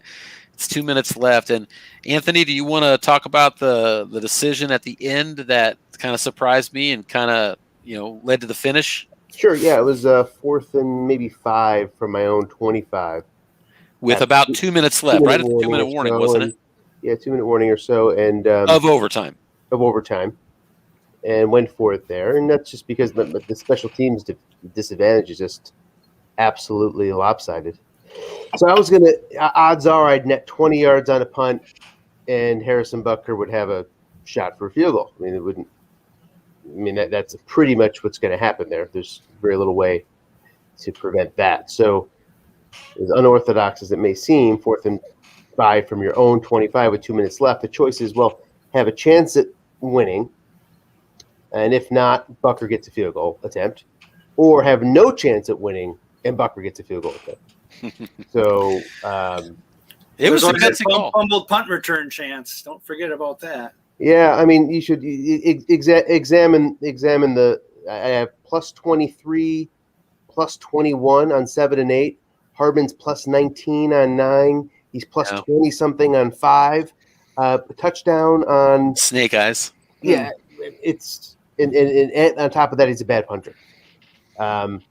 So yeah, I could play for that fumble, Harlan, but I could also play for a fumble when he recovered if I didn't convert. And for what it's worth, my chance of conversion there is up over 50%. So it's really to me it was. And your quarterback had success, all day. Oh, yeah. Both of our quarterbacks took advantage of some weak linebackers all day. What did you run on 4th and 5? Ran a short pass. Was it 4th and 8 maybe? Ran a short pass, and no blitz was on, but got sacked. You got sacked? Okay. Yeah. So he didn't get it off. and then 2 plays later, Bucker hits a 2 through 10 on 10 after missing a 2 through 10 on 11 a few minutes before that. The interesting part of this game, and I'll just kind of show you the box score here as we're talking about it, guys. I assume you can see it. So, So, yeah, we're sort of can't see it. changing the rest oh, of you it. can't? So I was up 28-16 by 12 points. Well, share your just Yeah, I thought it was shared. Where is go to it? the other option where you can see the screen. Right now, you're just seeing the people. Oh, yeah. Thank you. Mhm. You know, we're not all as experienced at this, but let's pull that back up. So here's the box score. Y'all are seeing that, right? Yep. So this here is probably your longest play from scrimmage all game long. I thought I was in great shape. I had to punt, but I was up 12, and I punted it to him with like 7.5 to go. At that point, he needs 2 scores, and they need to be touchdowns. And he's only got 7.5 minutes left. So when I punted it down to his 2-yard line, I thought I was in great shape. One play later, he gets this flat pass to Tyron Johnson. The result goes to receiver. Johnson doesn't have any yak to speak of at all. The result went to receiver on his card, and double sixes, I think it was, netted him a long gain. Double sixes again netted him 94-yard touchdown pass. And 1 minute I think I'm in great shape, and all of a sudden there's still 7 minutes left, and he's now down only by 5. When he gets the ball back here, it's on I think it was 3rd and maybe 8, and I'd been running a lot, and he'd been dictating that, and I threw long to Kelsey, and it was wrong. He was keying a running back, and nobody was there, but he picks it off. So all of a sudden, now I've got these 2 breaks back to back. Is that not right? Well, you've missed the key play there, which is that I forced the 3 and out, and you punted. Oh, really? And the punt was called back on an offsides, and you got the first down. Yes. So you kept the ball, and then the next play was the long pass interception. So my bad luck was then offset by your bad luck. No doubt. But then you also capitalized. It ended up being the punt that it should have been when the two your bad luck was offset by the 3 and out. Yeah, but he drove down the field and got a touchdown and a 2-point conversion, which I was really hoping to stop so I could set up for a winning field goal. I got the ball back with 1 minute and 7. I think I had maybe 2 timeouts and worked my way to the longest range and 2 through 6 and 12 and right at the buzzer. Oh, 52-yarder at the buzzer. Yeah, it's like 2 to 6 and 12. I just got to the fringe. On the 6.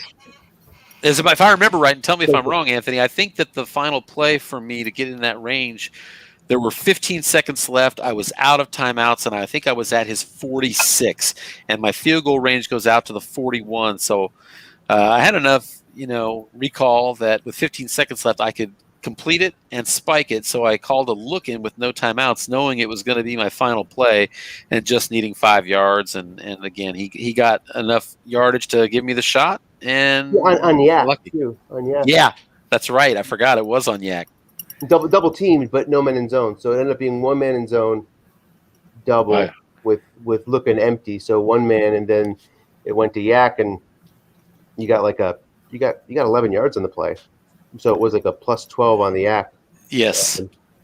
And then, you were hitting me all day with Keenan Allen in the flat. But, yeah, I mean the dice give and take. The dice were giving and taking all game. I mean, really, it's. I was just happy to be in that game. The Bengals game, yeah. I mean, it was that's one that that's sort of the opposite. Where it felt like where a lot of breaks kept me in the Chiefs game, a lot of breaks kept me out of the Bengals game. But the dice give and take, and they sure do. So I don't think I win that first game without that kick return.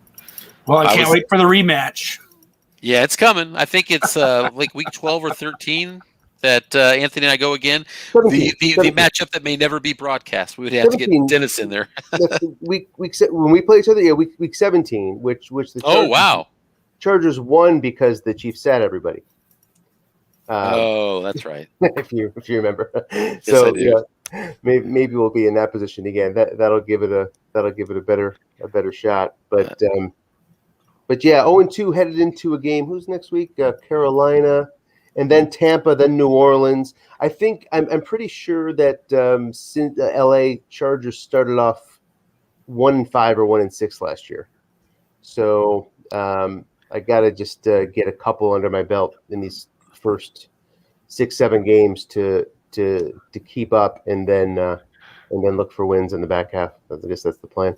Well, I know the Chargers will charger as they have for many years, but yeah, I sure trust you to go to work with them, and I saw that firsthand. That was a very, very tight finish. Yeah, it was a good one. That was a really good game. That was for sure. Yeah, the offense. It's so true for in the entire league. The offenses are very, very tough to stop. Chargers offense is also very, very tough to stop. The unique thing about every team, just watching all the games. I haven't watched the Cleveland game full. I didn't see your game full last week, Tom, to really get the ins and outs. But you have so many angles on offense, running. I mean, just Strat does such a great job in that you can feel that you need to live off guess strong passing, and that's how Cleveland won games last year on play action. The entire year, play action boots. That's what Cleveland did all last year, and that's what they did week 1 too. Living off the run and then guess wrong, quote unquote, passing. The angle for the Chargers is there were three deep threats at receiver, and then Keenan Allen underneath and Hunter Henry underneath, and then you combine that with Eckler. The teams are very scared to bring up safeties to stop the flat pass because the Chargers can so easily go over the top, which makes it a very, very tough offense to stop. And almost every offense has a storyline like that. That's the Chargers storyline. That's the Browns storyline.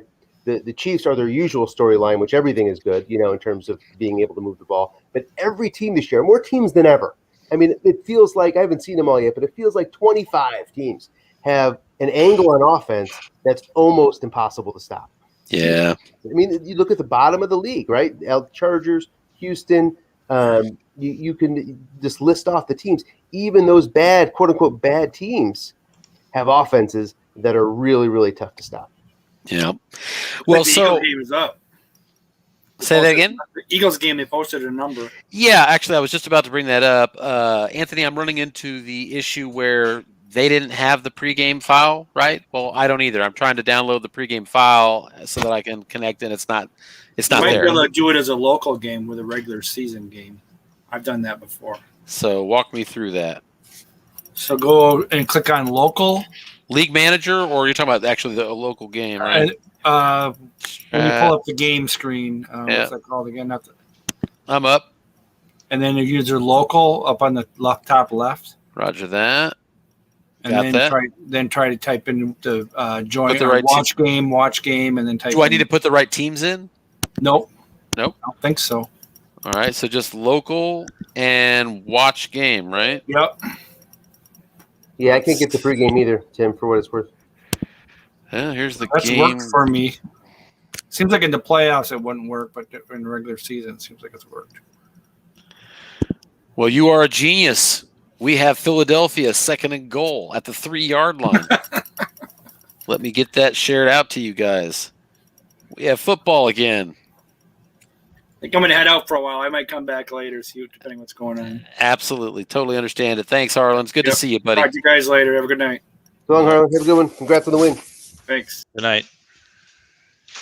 Okay. So are you seeing the full screen now? Yes. Okay, just making sure. 3rd and goal at the 1, so we did have a stop. Late night action. Full house. There's a pitch out to Miles Sanders around the end. Andy's keyed. And that's not going to be a conversion. We got to get that card image up. What'd we get? Yeah, keyed on his own card, a loss of 1, and it's 4th and goal at the 2. What do you do? I'll tell you what Bruce does. He says, let's go.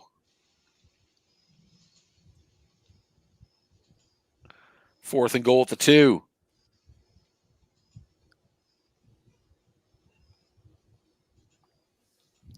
Full house formation again. Miles Sanders and Boston Scott split behind the quarterback. Travis Fulgham out to the left. First quarter action here in Philadelphia. Anthony, you have the ability to, after this conversion opportunity, let me know how these teams, summarize what these teams did in week 1. Inside run, Boston Scott. Defense calls run. Here's a big roll. That's good. Okay. Boston Scott on his own card needed 2 yards on 4th and goal from the 2. And he nailed it with a result of 10. And that's a good card for a backup running back. Linebuck Wright, he was going to convert that on about 6 different opportunities there. Eagles draw first blood on Boston Scott's touchdown run, 7-0, kicking off to the Rams. Eagles fell to the football team 24-17. That's right. Hang on. We've got a fumble on the kick, but it is recovered by the Rams. So let's see if he'll fall on that. He does. So they'll start at the 12-yard line. Go ahead for me, Anthony. Which was 24-10 until inside the 2-minute warning.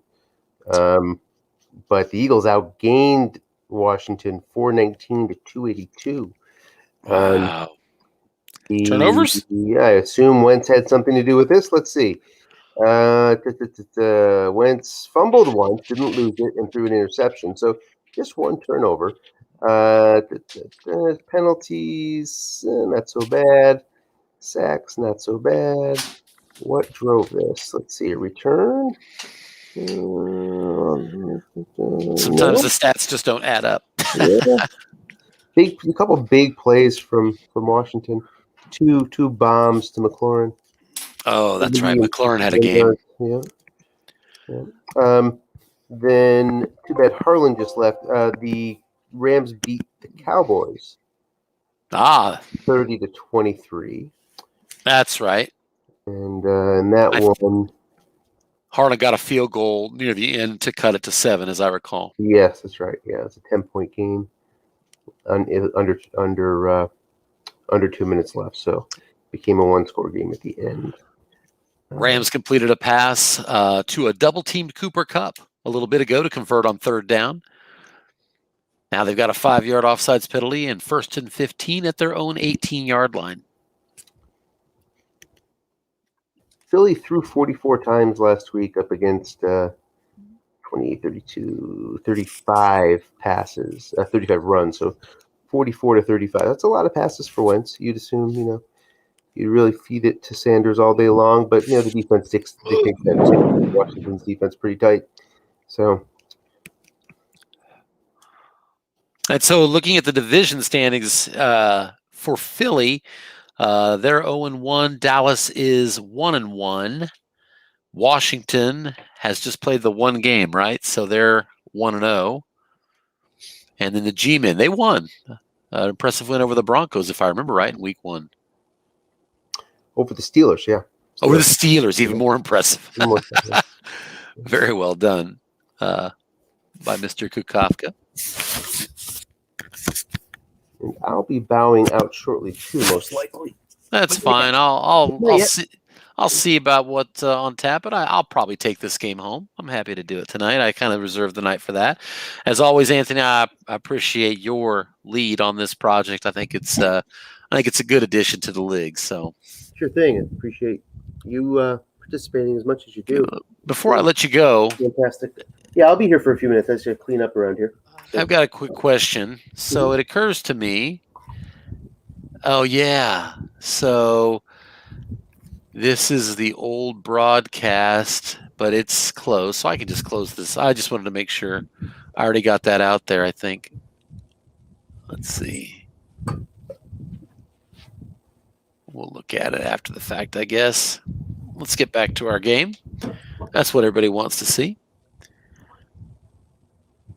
And we have a punt from the Rams. And decent field position for the Eagles. 1st and 10 at their own 26. Already up 7-0.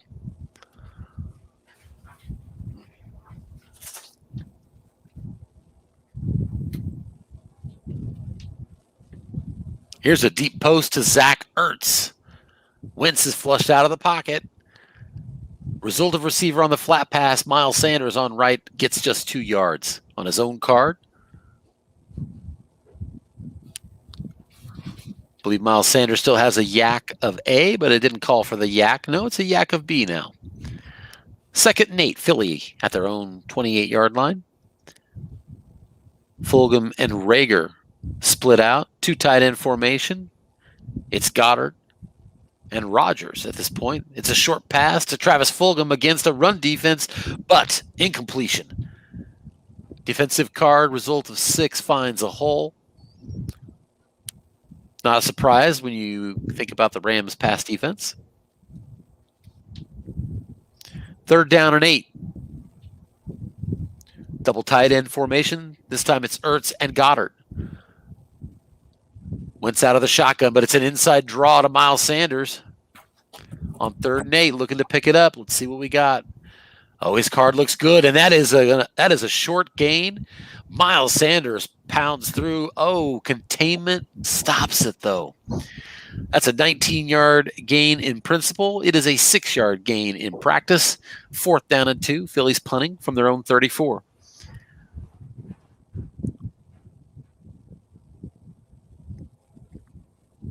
That's a big 50-yard punt. There's a penalty. If that's on the defense, that is going to be a free first down. Let's see. It is. Los Angeles, the Rams, flagged for running into the kicker. Bruce knows to accept that penalty, and he's got the first down conversion. The drive continues. 1st and 10, Philly at their own 39. That's one of those moments like we were talking in the game that stats are sometimes a liar and you can't figure out. Well, here, that's basically a turnover. Doesn't go in the books like that. There's no turnover, but you were punting. You were about to get the ball back. Next thing you know, you've turned it over on a penalty, and it doesn't go down as a turnover. So it can be misleading, and sometimes that's why. Here's a little sideline pass to Jalen Reagor. 1 yard. That was it.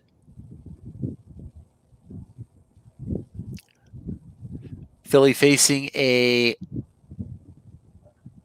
1st and 20 at their own 29. There's a holding on this last play. That's why I missed that. But a holding call sets them back, and Philly's 1st and 20 from their 29. They'll stick in the 2 tight ends. Richard Rogers and Dallas Goddard. The bookends. Miles Sanders deep in the eye. It's a quick out to Richard Rogers, but the defense is there. Defensive card gets a -3 result. 2nd down and 23. Philly at their 26. 2 tight end formation once again. Rams out of the nickel. Cornerbacks 6 and a 5, free safety is 6. A lot of pass defense out there. Here's a pitch out around the end to Miles Sanders. It goes to the defensive card for 3 yards, setting up 3rd and 20. That, by the way, was snake eyes on the defensive card, but with 1 linebacker there, it's a 3-yard gain. If there were 0 linebackers, try adding 40. So a good play that time to get the linebacker on the ends, save 40 yards there. That would have been particularly painful on a 2nd and 20. It's now 3rd and 20. 3 wide receiver formation. The fullback is Zach Ertz back there with Wentz. Out of the shotgun. Rams are showing blitz out of the nickel. Sideline pass to Jalen Reagor. Safe play on 3rd and 20. There's nobody there. It's an all-out blitz, but it's a possible pick on the quarterback card, and Wentz throws the interception. Here comes the return. 7 yards is what Darius Williams, the left cornerback, comes up with. So you throw away from Jalen Ramsey, you get the other corner picking it off. And that's going to set up the Rams after the big turnover. 1st and 10 at the Philly 25. 4 minutes, 12 seconds left in the first quarter. Philly still up 7-zip. You know, one of the downsides of all these new charts that you see is that you can't – it moves so fast through the charts that you sometimes forget what happened. I think it hit a 4 or 5, right? It hit toward the higher end of Wentz's pick. In other words, his elevated interception actually mattered there. Oh, yes. No, I think you're right. Yeah. Little flare pass to the tight end, Gerald Everett. It just flies right through sometimes. Like, wait, what did it do? Yeah. And it can change the emotions several times. I know another Jess Geller, who's the Panthers, and I've played him a few times. We've remarked about how your fortunes can turn so many more times now where, you think your play's going to go your way, and then this chart says, oh no, and then this chart says yes. And next thing you know, you're going through an emotional roller coaster just on one play, which is new this year. And I wish all these charts added, and thank you, Strat, for doing that. I do wish that you'd see the penalty card because, all of us just view it as the gods having their way. When you're able to see what's actually happening, right? Right. On the Kansas City card on 7 is an opponent like number 4 and number 5, like a real penalty against your opponent, Tim. But then again, 4 and 10, as I recall, for Kansas City are real penalties against Kansas City. And therefore, you can just get the feel very quickly by looking at 4 and 10. 4 and 10 versus the 7. Well, that's actually the same exact odds as you. Is it? You roll the dice. Yeah, 4 and 10 offsets the 7. Huh. Which is just, it's so beautiful how Strat, can obviously use simple math to make the Kansas City card a 50-50 card. Line buck up the middle. We have a touchdown. Sorry to interject. Touchdown on the inside run for Darrell Henderson. 6 yards to Pater. The Rams are going to tie this game if they get this extra point. Matt Gay kicks it and boots it through. We're all tied. Nice. 7-7. But yeah, you make a good point about that. Yeah, well, yeah, that we just sort of blame the gods for penalties, but it is it would be helpful to see the cards. Certainly have my share of penalties playing the Chiefs over the years. Yeah.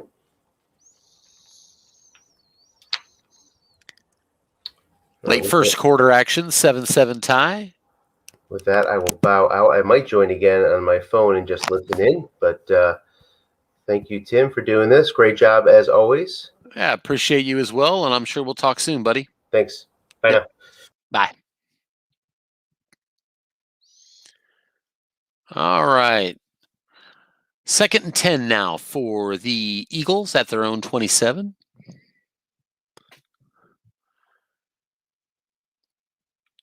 The usual double tight end formation. Ertz and Goddard. Rams out of the 3-4.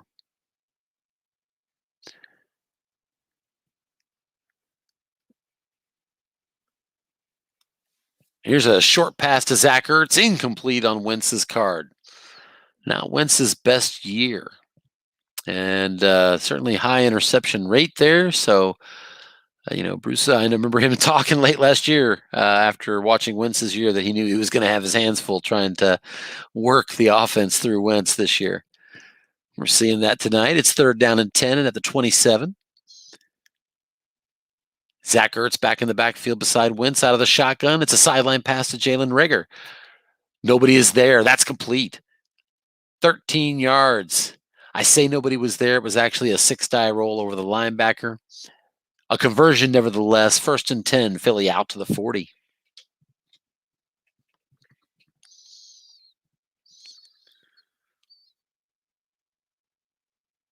Two tight end formation once again. Carson Wentz just 4 of 11 for 23 yards, as you can see. Definitely off to a slow start. Here's an inside run to Miles Sanders. It goes to the defensive card, limiting it to just a 3-yard gain.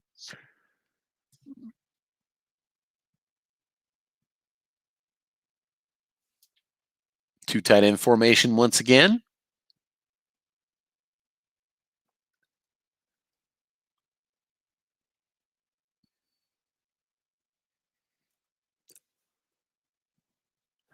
Here we go. Short pass by Wentz to Dallas Goedert, but it's a must run on his card, and Wentz can pick up just 3 yards.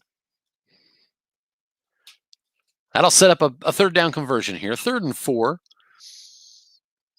And that's at the end of the second quarter, or I should say the end of the first quarter. We move to the second quarter here in Philadelphia. 7-7 tie.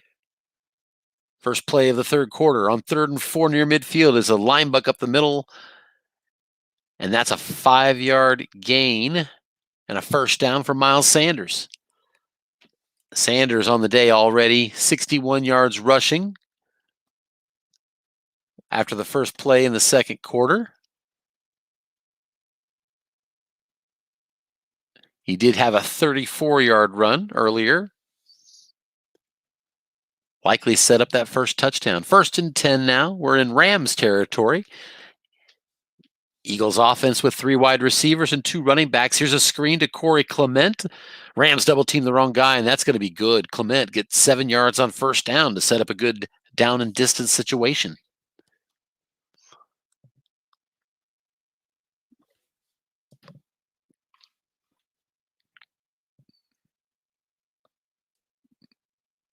Two tight ends. You're going to see that a lot when you've got Ertz and Goddard. Here's an inside run to Boston Scott. Pass defense is the call. Boston Scott on his card. Oh, it's not good. It's just a 1-yard gain, but there is a penalty. 5-yard penalty. That sets up a 2nd down and 8 for the Eagles at the Rams 47.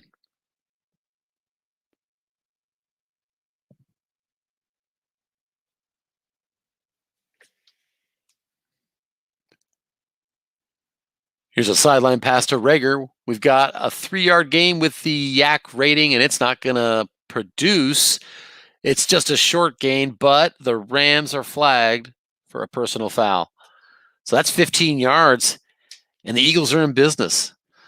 So the Eagles have been bailed out on this drive by a running into the kicker penalty, and now here, a personal foul. Here's a short pass to Ertz on a run call from the defense, but it is incomplete, as Wentz couldn't find what he was looking for on the Rams defensive card. Result of 4 is incomplete with 3 men. 2nd down and 10. Just outside of field goal range.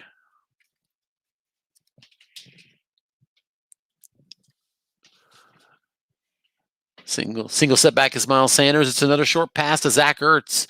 It's on Wentz's card. Incomplete on 7. Wentz short pass right is complete on a 5 or a 9. And his interception is a 2 through 9 and 12 if you get that 11. So that's a difficult card, like we alluded to. 3rd down and 10 here. They're at the Rams 30-yard line. It's a pitch out to Miles Sanders. Defense is looking pass. If Miles can get it on his card, and he does, and he's got it. He hits the corner. He's untouched down the sidelines. Let's see how far he goes from the 30. It is in. Touchdown. He actually rolled the lowest long gain available to him, but at the 30, it did not matter. And Miles Sanders with the touchdown. The extra point is good behind it. The Eagles take a 14-7 lead. 12:54 left in the first half.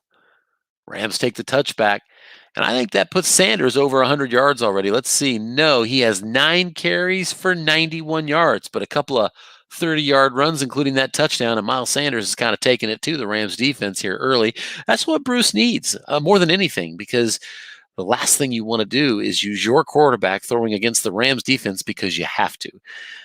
Rams' first call is a run call. It's a draw to Darrell Henderson.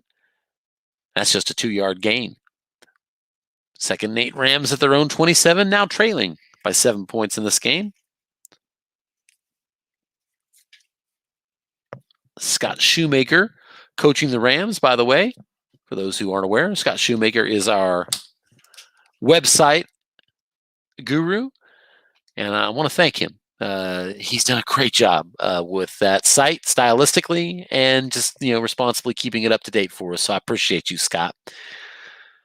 Here's a 7-yard run on the defensive card again for Darrell Henderson. That's 1 yard short of a first down. So it's going to set up a 3rd and 1. Rams at their own 34.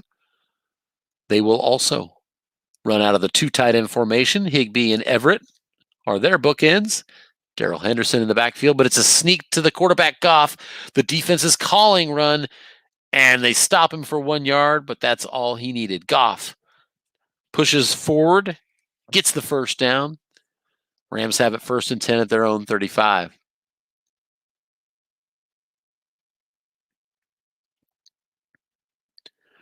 Here's a quick out to the tight end, Tyler Higbee. Rams doubled the wrong receiver. Higbee gets the result of receiver from the quarterback, but he can't capitalize. Double sixes is an incompletion. Second down and 10 at the 35-yard line. Eagles out of the 4-3 defense. Two tight ends again, Woods and Cup. Split wide. It's a little square out to Cooper Kupp. And that's going to be complete. Looks like a short little 4-yard gain as he's brought down by Avonte Maddox. Rams right back into a third down situation, 3rd and 6 at their own 39-yard line.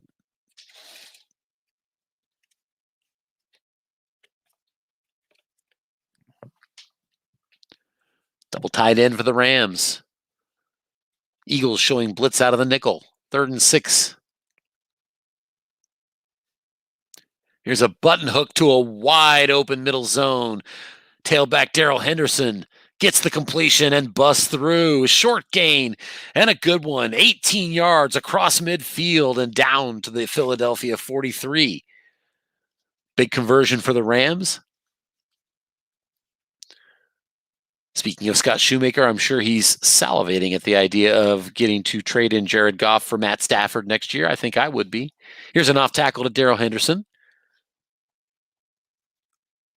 That's a nice gain of 6 yards on his card on wrong. 2nd and 4.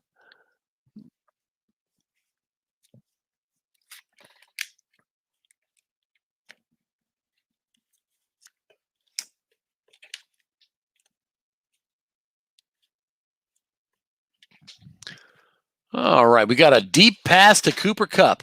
Run defense is the call. Nobody in the zone. The result is receiver, and it is incomplete. Cooper Kupp had some opportunities on his card. For those who can't see, he's got long gains on 2, 3. He's got a 4 completion, a 10 completion, and a 12 completion. He had opportunities for sure on wrong, but it's incomplete. And the Rams have another third down, 3rd and 4 at the Philly 37 on the edge of field goal range. Here's a quick out to the tight end. And we have a 3-yard gain, and that means we have a situation. It's decision time for the Rams, trailing by 7, 4th and 1 at the Philly 34-yard line. 8:24 to go before halftime. They're going to go for it. Blocking back formation. Tight end Gerald Everett is sitting in front of Darrell Henderson in the backfield. Goff is under center. Eagles out of the 4-3 defense. Here's a quick slant in the middle. Gerald Everett. They doubled the wrong guy, and it is a result of receiver. They're going to need Everett to get the completion, and he does not. So you went to the less obvious guy, so he wasn't double teamed. But unfortunately, that's why his card brought us up an incompletion. And that's going to be a turnover on downs. The Eagles now take over. 1st and 10 at their own 34, already up by 7 in this game. Just over 8 minutes left in half. Half number 1. Eagles right back to the 2 tight end formation. And they're thinking deep. They're dialing up long distance to the tight end, Zach Ertz. It goes to the defensive card, receiver, and that is also incomplete. So on 1st down, Bruce comes out of the gates, firing Wentz long. But just like Jared Goff, he wasn't able to bring that one down, and it's now 2nd and 10.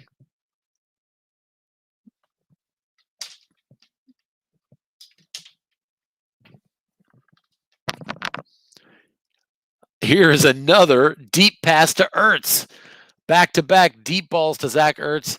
Carson Wentz's card isn't going to be able to capitalize on that on right very easily, and it falls incomplete. So Bruce decided to get aggressive just then. And I get it. Sometimes when I'm up by 1 score, I'm just dying to make it 2.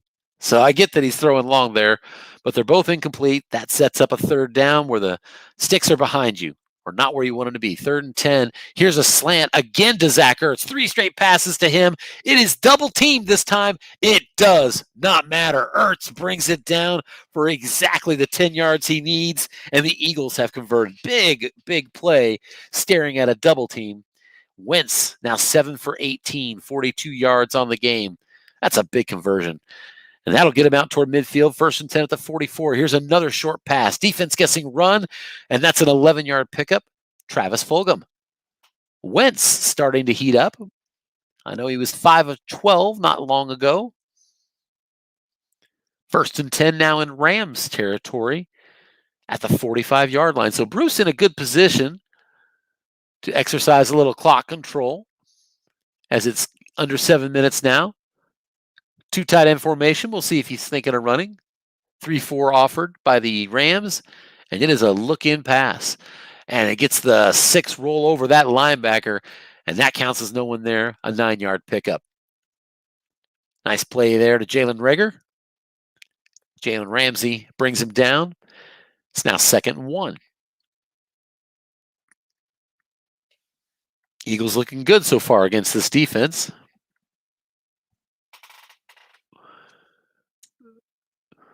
Double tight ends. Ertz out of the game now in place of Richard Rodgers, the former Packers tight end. Here's another sideline pass to Jalen Reagor. There's nobody there, and that goes to the defensive card. Result of 10. You all know what that is. 23 yards. That is a first down. Wentz has been heated up on this drive, and the Eagles are now into the red zone. 1st and 10 at the Rams' 13-yard line. Aaron Donald was the only player in the league to get more than 1 sack in week 1. I suppose that shouldn't surprise anybody. Shotgun formation for the Eagles at the 13-yard line. It's a short pass into the nickel blitz. Fulgham is the target, and it falls incomplete. That'll be 2nd and 10 at the 13-yard line.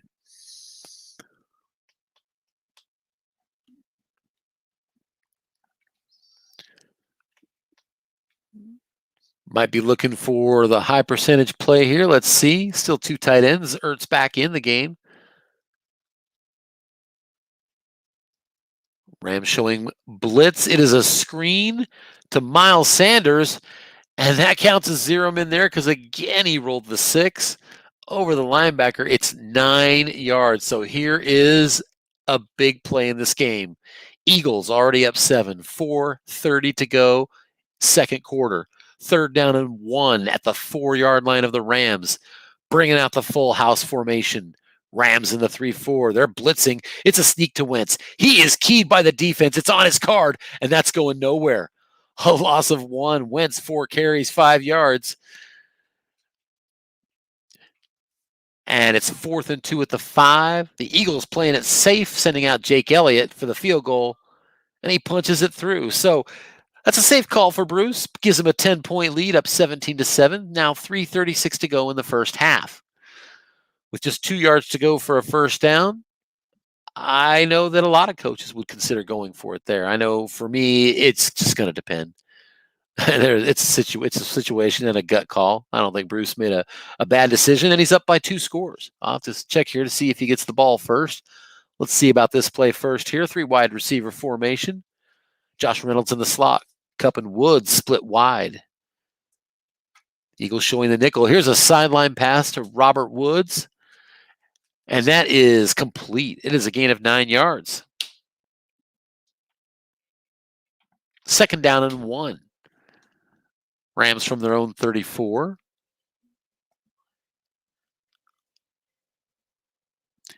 And it looks like the Eagles got the first half kick. So the Rams have the honors in the second half. Definitely good news when you're trailing by 10. 2nd and 1. Here's a pitch out again to Darrell Henderson. Henderson's getting his number called a lot today. This one's a gain of 7, and he gets out of bounds. Nice call by Scott Shoemaker. Converts, and it's 1st and 10 at the 41. Clock stops. 3 minutes to go, first half. 3 wide receivers again. Higbee's the tight end. Nickel is the call for the defense. The outside linebackers are zeros, and it is a flat pass to one of those outside linebackers, Robert Woods. It's a result of receiver, and on his card, he's got 5 yards. 2nd down and 5 for the Rams. Still in their own territory at the 46. 2:26 to go here. First half action.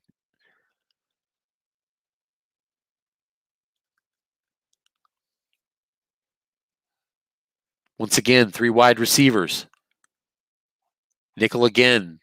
Here's a button hook. There's a man there. It's going to Darrell Henderson out of the backfield. And in a common theme, we've got a 6 rolling over the linebacker. That's a 9-yard gain with 0 men.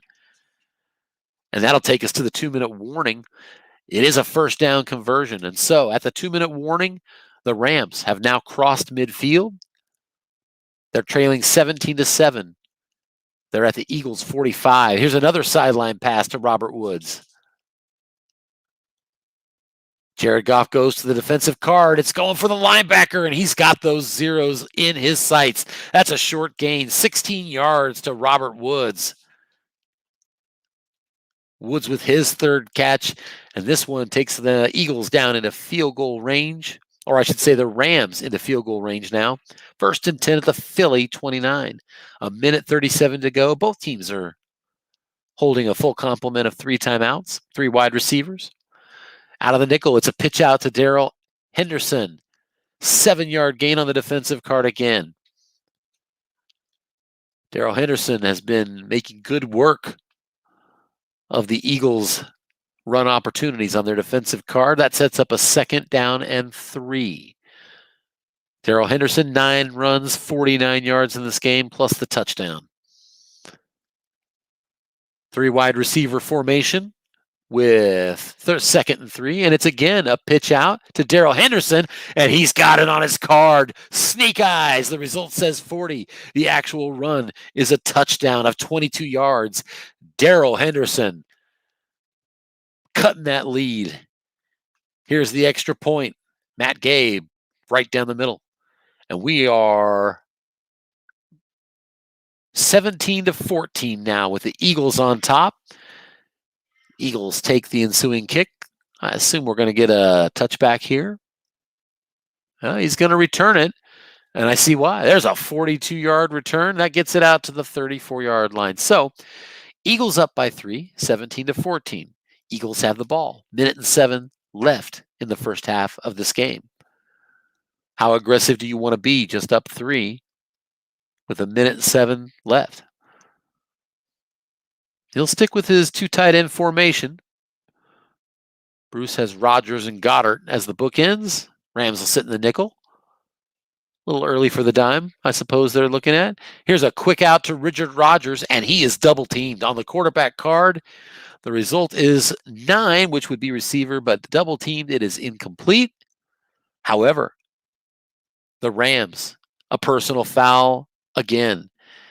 And that's going to get the Eagles all the way out to midfield. Just 7 seconds expired, and the Eagles, with 60 seconds left in the first half, now have a 1st and 10 at their own 49-yard line. 2 tight end formation again. Here's a pitch out to Miles Sanders.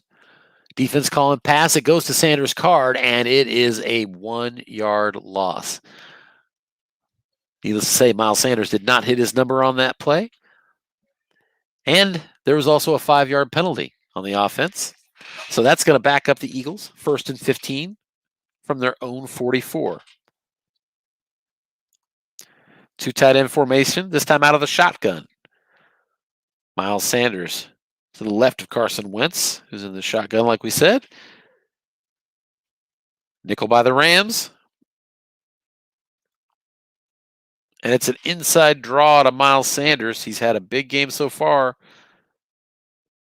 And it's on his card, and he's got the short gain. Miles Sanders through the line. And on 1st and 15, Sanders picks up 16 yards to convert. It is now 1st and 10 at the 40 of the Rams. 52 seconds left in the first half. Rams already trailing by 3. Eagles have the ball, 2 timeouts. Miles Sanders now over 100 yards on the game, 10 carries for a 107. Rams still in the nickel. Plenty of time left here. Here's a sideline pass to Jalen Reagor. And that's going to be a 6-roll over a linebacker. Seen this a lot tonight. There's 13 yards on a 6-7. Wentz hits Reagor, who's been kind of hot here in the first half. 5 catches for 60 yards. And with 45 seconds left, Eagles have all the time they need. 2 timeouts. 1st and 10 at the Rams 27. No reason to mix what's working. 2 tight end formation. Screen pass into the nickel defense. It goes to Miles Sanders, and he's got it. And he makes it out of bounds after a 7-yard gain. 2nd and 3 at the Rams 20. Only 37 seconds left. And I always look at that, when there's only 37 seconds left, you don't want to let those timeouts go to waste. So Let's see if he gets an opportunity to get these in here. 2nd and 3 at the Rams 20. Safety has some responsibility to stay honest here as the long pass zone is still open. And he is going long. The safety stayed home. Here's the deep ball to Zach Ertz, and that's incomplete. Again, Carson Wentz on his card. Going to have a hard time. Interesting play call there, but I get it. It is now 3rd and 3. 30 seconds left in the first half. Eagles, 3rd and 3 at the 20-yard line of the Rams. With 2 timeouts, the whole playbook's open. 2 tight ends again. Nickel defense by the Rams. They're blitzing. The safety is at least showing blitz anyway. And let's see what Carson Wentz dials up here. See what Bruce dials up here. He's going inside run to Sanders. Goes to his card. He's got double sixes, and from the 20-yard line, Miles Sanders hits pay dirt again with a result of 26 yards. Sanders blowing up on the Rams here in the first half. That's a 20-yard touchdown run. Sanders now 11 carries for $127 and a pair of scores. Eagles now lead 24-14 after the extra point. The kickoff is returned out to the 12, and with just 1 second left, full house formation. You got to figure the Rams are going to take a knee, lick their wounds, and see what kind of adaptation they might have in the second half. A nice second quarter for the Eagles, by the way, as they pick up 17 points in the second quarter and now lead 24-14. And that'll get us to the third quarter. Let's see if these guys are going to kick. Scott complimenting Bruce on his 2-minute drive. I would agree with that. Well done by Bruce.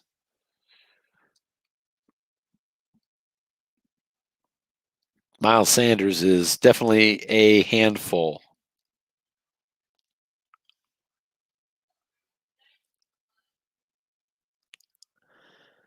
Philadelphia's outgained the Rams on this one, 248-160. Looks like they're going to take about a 2-minute break, so we'll look a little bit at the stats. Philly, despite the 10-point lead, just getting 48% completions from Carson Wentz. He's 13 of 27 for $114. Jared Goff, much better efficiency, 11 for 15 for 73% completions, but only 89 yards. I hesitate to recall long pass being dialed up by the Rams. Possibly it was, but I don't recall that they dialed it up. The Eagles, conversely, I can remember 3 or 4 long balls just to Zach Ertz. Excuse me. Bruce has been very aggressive. And, his quarterback isn't necessarily designed for that, but, it doesn't matter. You find your spots. Bruce has done that. Darrell Henderson is having a good game in his own right now. 10 carries for 71 yards and 2 rushing touchdowns. He also has 4 catches for 47 yards. And Darrell Henderson is leading the Rams in both receptions and receiving yards. Robert Woods and Cooper Kupp have combined for just 5 catches and 40 yards. Looks like they're about ready to kick off here.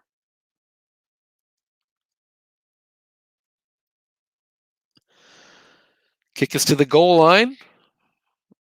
Raymond Calais for the Rams will take it out, but only to the 18-yard line. So not the best result on that return.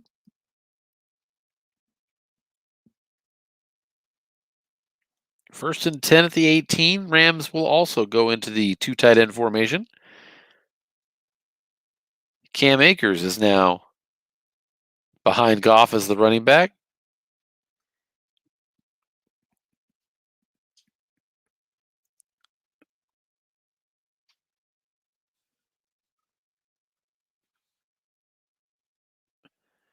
And there's a flat pass by Goff out to the tight end Higbee. That's a 7-yard gain with the receiver result.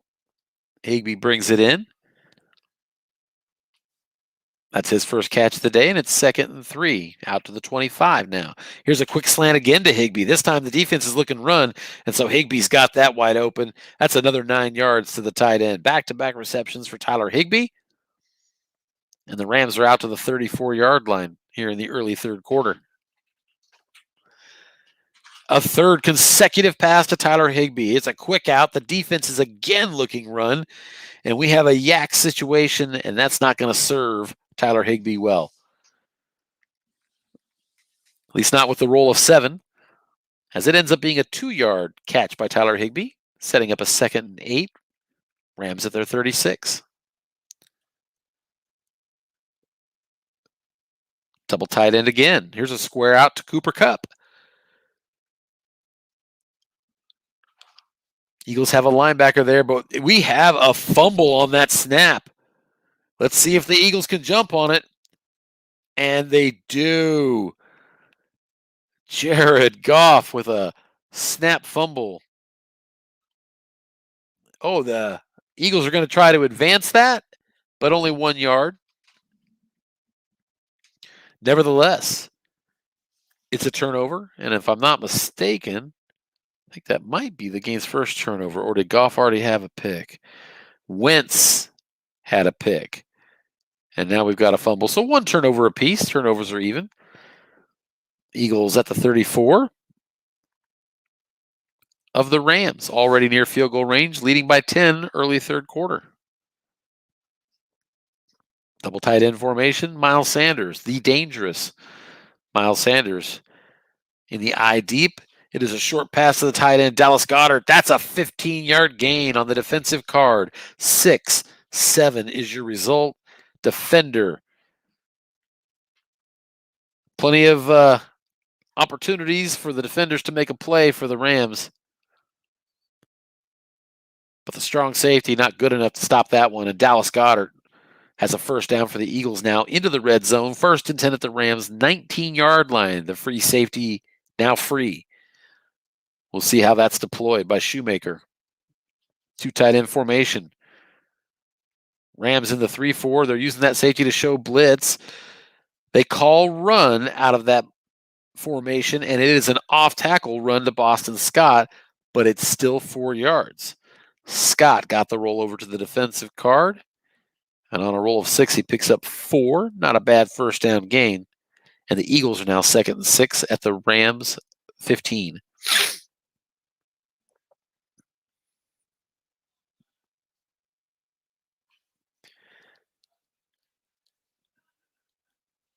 Ertz and Goddard are the bookend tight ends once again. Here's an inside run to Boston Scott. The defense is not looking for the run, but it's just a 3-yard gain. It went to the defensive card, and it did get the snake eyes. But even with 0 linebackers, that's not a big gain. It would have still been just 3 yards. So not good enough to convert. Boston Scott stays in the game. It's 3rd down and 3 for the Eagles at the Rams' 12. Rams desperately need to hold them to a field goal attempt here, trailing by 10. 2 tight end formation. Boston Scott in the eye. Fulgham and Rigger split wide. Rams out of the 3-4. And here's a slant to Dallas Goedert. Defense calling pass. Wentz throwing into the teeth of it. He's flush from the pocket. Rolls to his right. He's looking into the flat pass. Can't find anybody, and that's an incompletion. So the Rams get the job done. They force an incompletion by Wentz. That's a 4th down, and that's going to be a field goal attempt, and it is good. 27-14, now a 13-point lead in this game for the Eagles. And so still early third quarter, 10 minutes, 30 seconds left in the game. 13 points, not even remotely enough to ensure victory, but Rams have their work cut out for them now.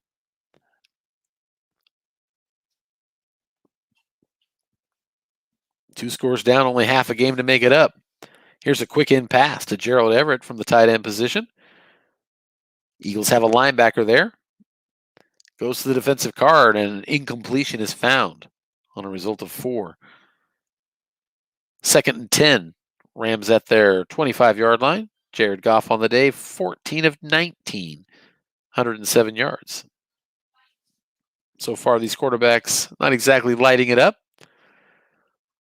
but Bruce's Eagles getting a giant boost from Miles Sanders today.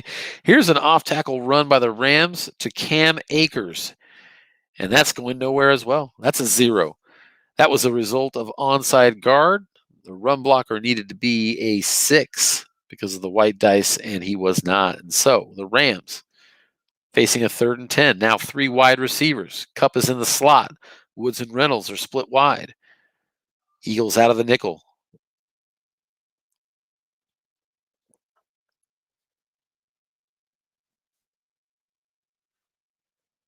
Eagles do have a left end, Brandon Graham, who's a star blitzer. Wow, they've got great blitzing up on the front. Here's a short pass to Robert Woods. That is completed on Goff's card. Well done. Clutch play. 12-yard gain. Woods with his 4th catch. That's a conversion. And it is 1st and 10 at the 37-yard line.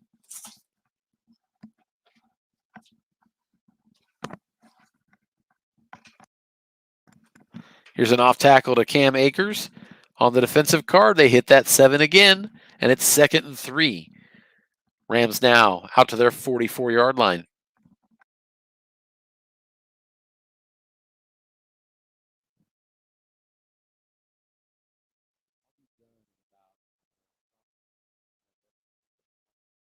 To it.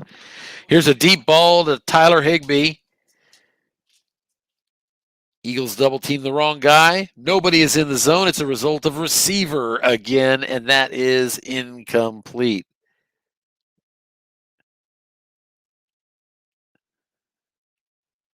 Tyler Higbee on the post, couldn't find it, and it's 3rd and 3 now for the Rams at their own 44. Here's a little flare pass out to the left to the other tight end, Gerald Everett. Linebacker is in the zone, and they hit the linebacker. And there's Goff taking advantage of that 0 linebacker out there in the flat again. That's 14 yards on the short gain, a roll of 5-7. Easily beats the linebacker. And that's another 1st down for the Rams. They're now across midfield into Eagles territory. 1st and 10 at the 42. Here's an off tackle to Cam Akers. A little 3-yard gain, but there's a holding call against the defense. Wait, no, I'm sorry, against the offense. My apologies. So that'll back the Rams up 10 yards, and they'll sit with a 1st and 20. Now back in their own territory again at the 48-yard line. 3 wide receivers. Josh Reynolds back in the game from the slot. Nickel defense for the Eagles. Here's an off-tackle run to Cam Akers. Goes to the defensive card, and once again, same roll. The 7 is what we get, and that's a 7-yard gain. 2nd down and 13. Now at the Eagles' 45-yard line. 2 tight end formation. Eagles stay in the nickel. Here's another run. Off tackle to Cam Akers. Got it on his card, and that is a result of 5 yards on a 6. But wipe that play off. That was a 5-yard penalty, either illegal formation, some such penalty for the Rams, backs them up 5 again, and they're sort of shooting themselves on their foot. 2nd and 18, now at the 50-yard line. 3 wide receivers. Here's a square out to Cooper Kupp. And it looks to me like there's nobody in that particular flat, and that's true. And that's going to be a short gain. 6 is on the quarterback card. Jared Goff hitting another flat pass, this time to Cooper Kupp, 16 yards. Not enough for the 1st down because of all the penalties. It's 3rd and 2 now at the Philly 34. Certainly put his team back in a position to convert here, maybe. Certainly opened up the playbook calls. 3rd and 2. Here's an inside run to Cam Akers against the pass defense. Goes to his card, and he just gets it. It's a 3-yard gain for Cam Akers. Cam didn't have any carries in the first half. It was mostly Darrell Henderson, but he's got 4 carries here in the second half, 17 yards. 1st and 10 at the 31-yard line. 6 minutes left. Here's an inside run to Cam Akers against the pass defense. They're running him again. This time the result's not so good. Just a 1-yard gain. Cam Akers, the talented running back that they thought was going to be the man for them this year until he tore up his knee, I believe it was. 2nd and 9 now. We're going right back to Cam Akers. He likes what he's seeing there. That's a 5-yard gain.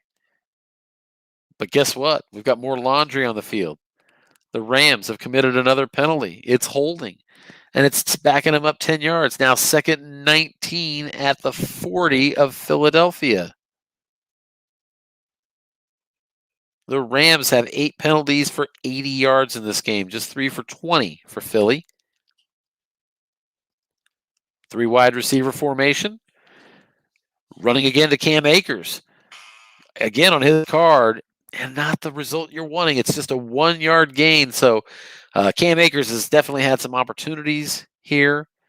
But 6 carries, just 19 yards on this drive. Didn't make the most of his opportunities. Rams now in kind of a desperate down and distance situation. It's 3rd and 18 at the 39.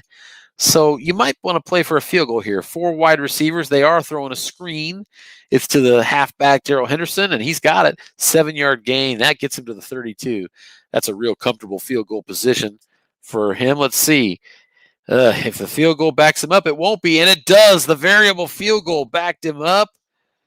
Wow, that cost him. Trying to see where there it is. It backed him up by 2 yards.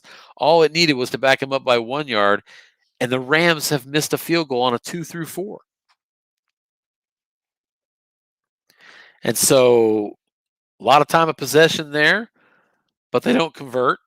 And they turn it back over, and they're still trailing by 13 points. Now 3:54 to go in the third quarter. Here's a short pass to Dallas Goedert. Carson Wentz looking over the middle, but that's incomplete. Even on wrong, his card found the incompletion. That's 2nd down and 10. Started to become critical time here as we approach the fourth quarter. Rams desperately need a stop. They've only been outgained in this game by 20-something yards. But they're down 2 scores. 27-14, Eagles on top. They have their 2 tight ends out there, Ertz and Goddard. Boston Scott on the eye behind Carson Wentz. Nickel defense offered by the Rams.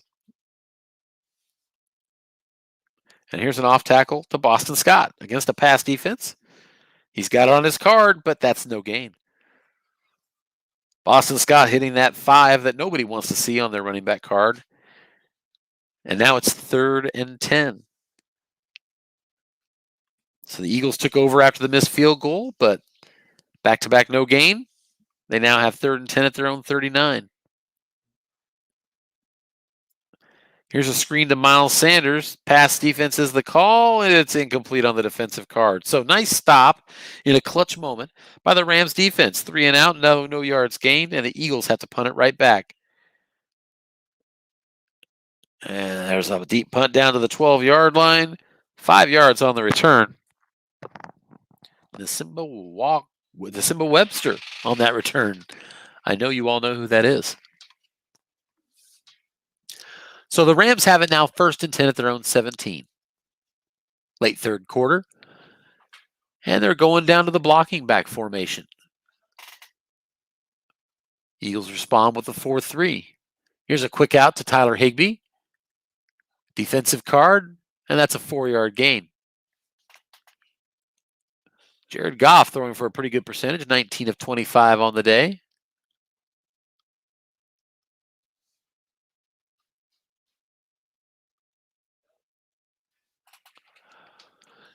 Second and 6. From their 21, here's an off-tackle run to Cam Akers. One linebacker there on the defensive card, still 6 yards. And that's going to be a 1st down conversion.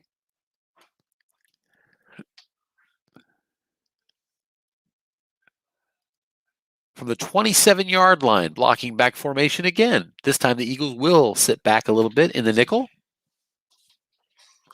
And here's a short pass to Cooper Kupp. Goes to the defensive card. Double 6s. That's a 14-yard gain. Right by that long gain. But he didn't hit it. Nevertheless, it's a big 14-yard gain. That's a first down. Rams out to their 41-yard line.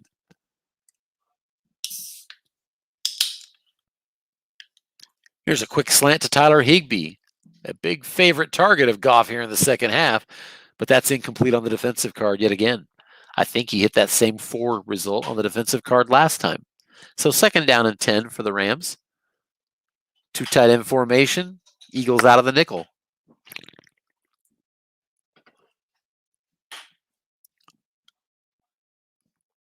Here's another quick slant to Tyler Higbee. He just won't be deterred, and that's going to be an incompletion. Quarterback card for Jared Goff. A lot of completions there, but the 12 says -2, and on a look in, we'll convert that to an incompletion. So now third down and 10. Eagles just went 3 and out after a missed field goal from the Rams. Rams in danger of doing the same thing.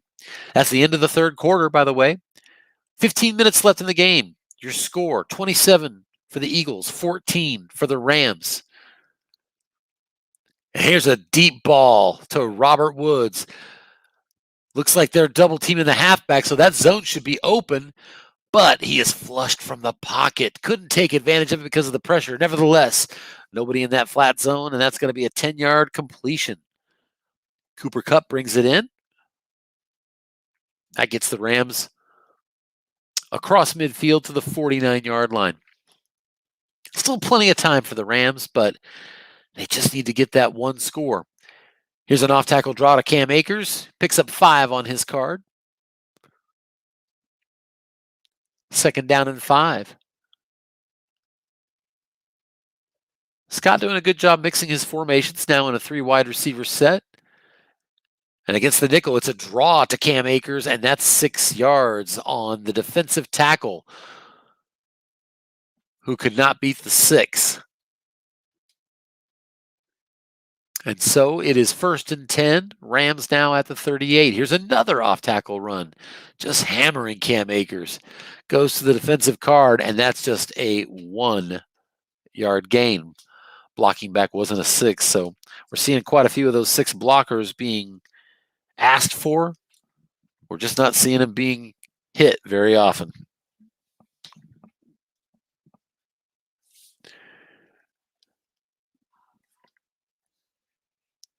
There's a short pass to Josh Reynolds, and as a result of defender accompanied by the white die of 6, that's a 15-yard completion. Rams are on the march now, down to the 22-yard line of the Eagles, first and 10. 12 minutes left in the game. Rams in desperate need of the score.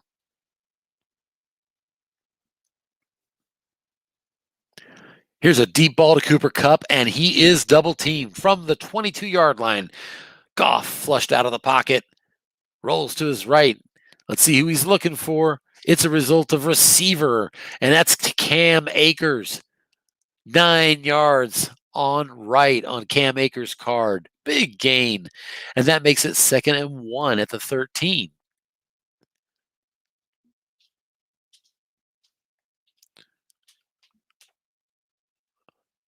Play drive underway right now for the Rams. Here comes play number 12. It's a square out to Cooper Kupp again. Defense calling run. This could be in there. Short gain. This could get to the end zone, and it just crosses the plane. Cooper Kupp hitting pay dirt for the Rams. We've got a brand new game here in the fourth quarter. 27-21, provided this extra point is hit. Matt Gay boots it through, and it's a 6-point lead now for the Eagles. They're up 27-21, getting ready to kick off. Enjoy the game. I'll be right back with you in a second.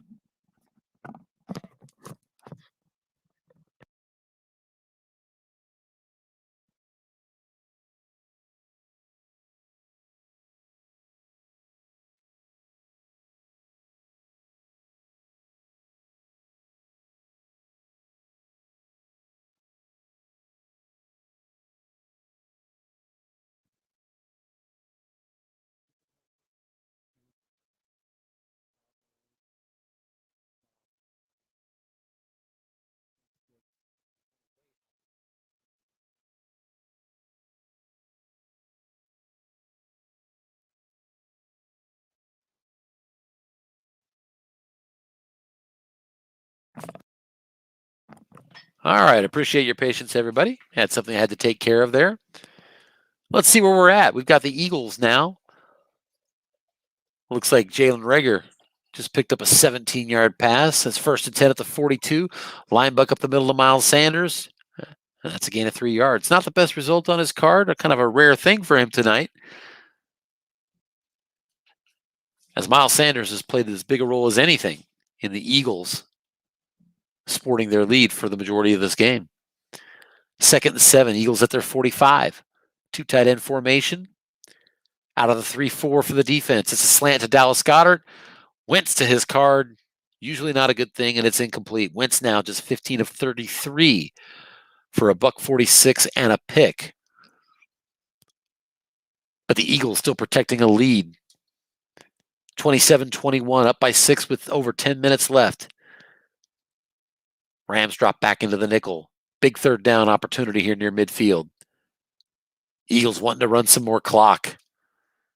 Rams desperately needing the possession. Here's another short pass again to Dallas Goedert into the teeth of the defense, and it is complete with 3 men there. The result of 5 is a 10-yard gain and a 1st down conversion.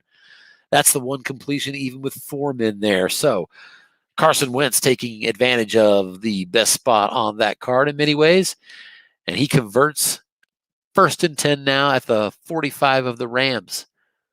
Rams bring it closer with a 3-4 defense and call run, but it's a short pass to Richard Rodgers as Wentz just keeps firing. That's another 10-yard completion, this time on his card. Wentz has the Eagles down to the 35-yard line.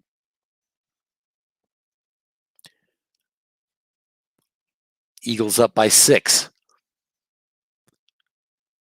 They're on the edge of field goal range. A field goal would put them up 2 scores. Rams recognize that, and they come down into the 3-4. Here is a square into Jalen Reagor. Wentz on his card, gets the receiver result, and Reagor has it. That's 6 yards, setting up a 2nd and 4.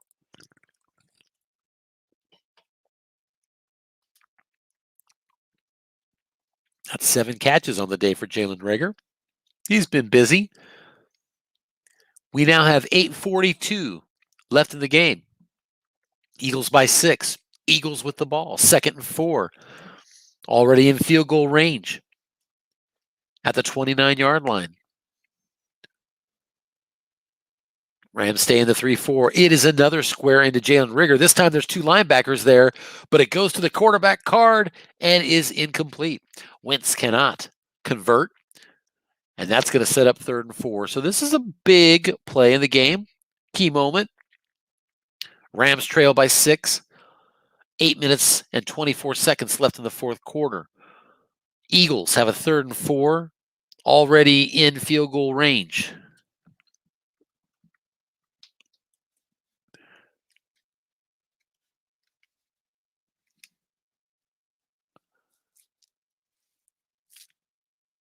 Miles Sanders in the eye behind Wentz. Jalen Reagor and Travis Fulgham out wide. And it is another slant pass. Dallas Goedert. And that's going to be a must run. He needs 4. Wentz gets 4. A result of 8 on his must run. Just reaches the chains. Big conversion.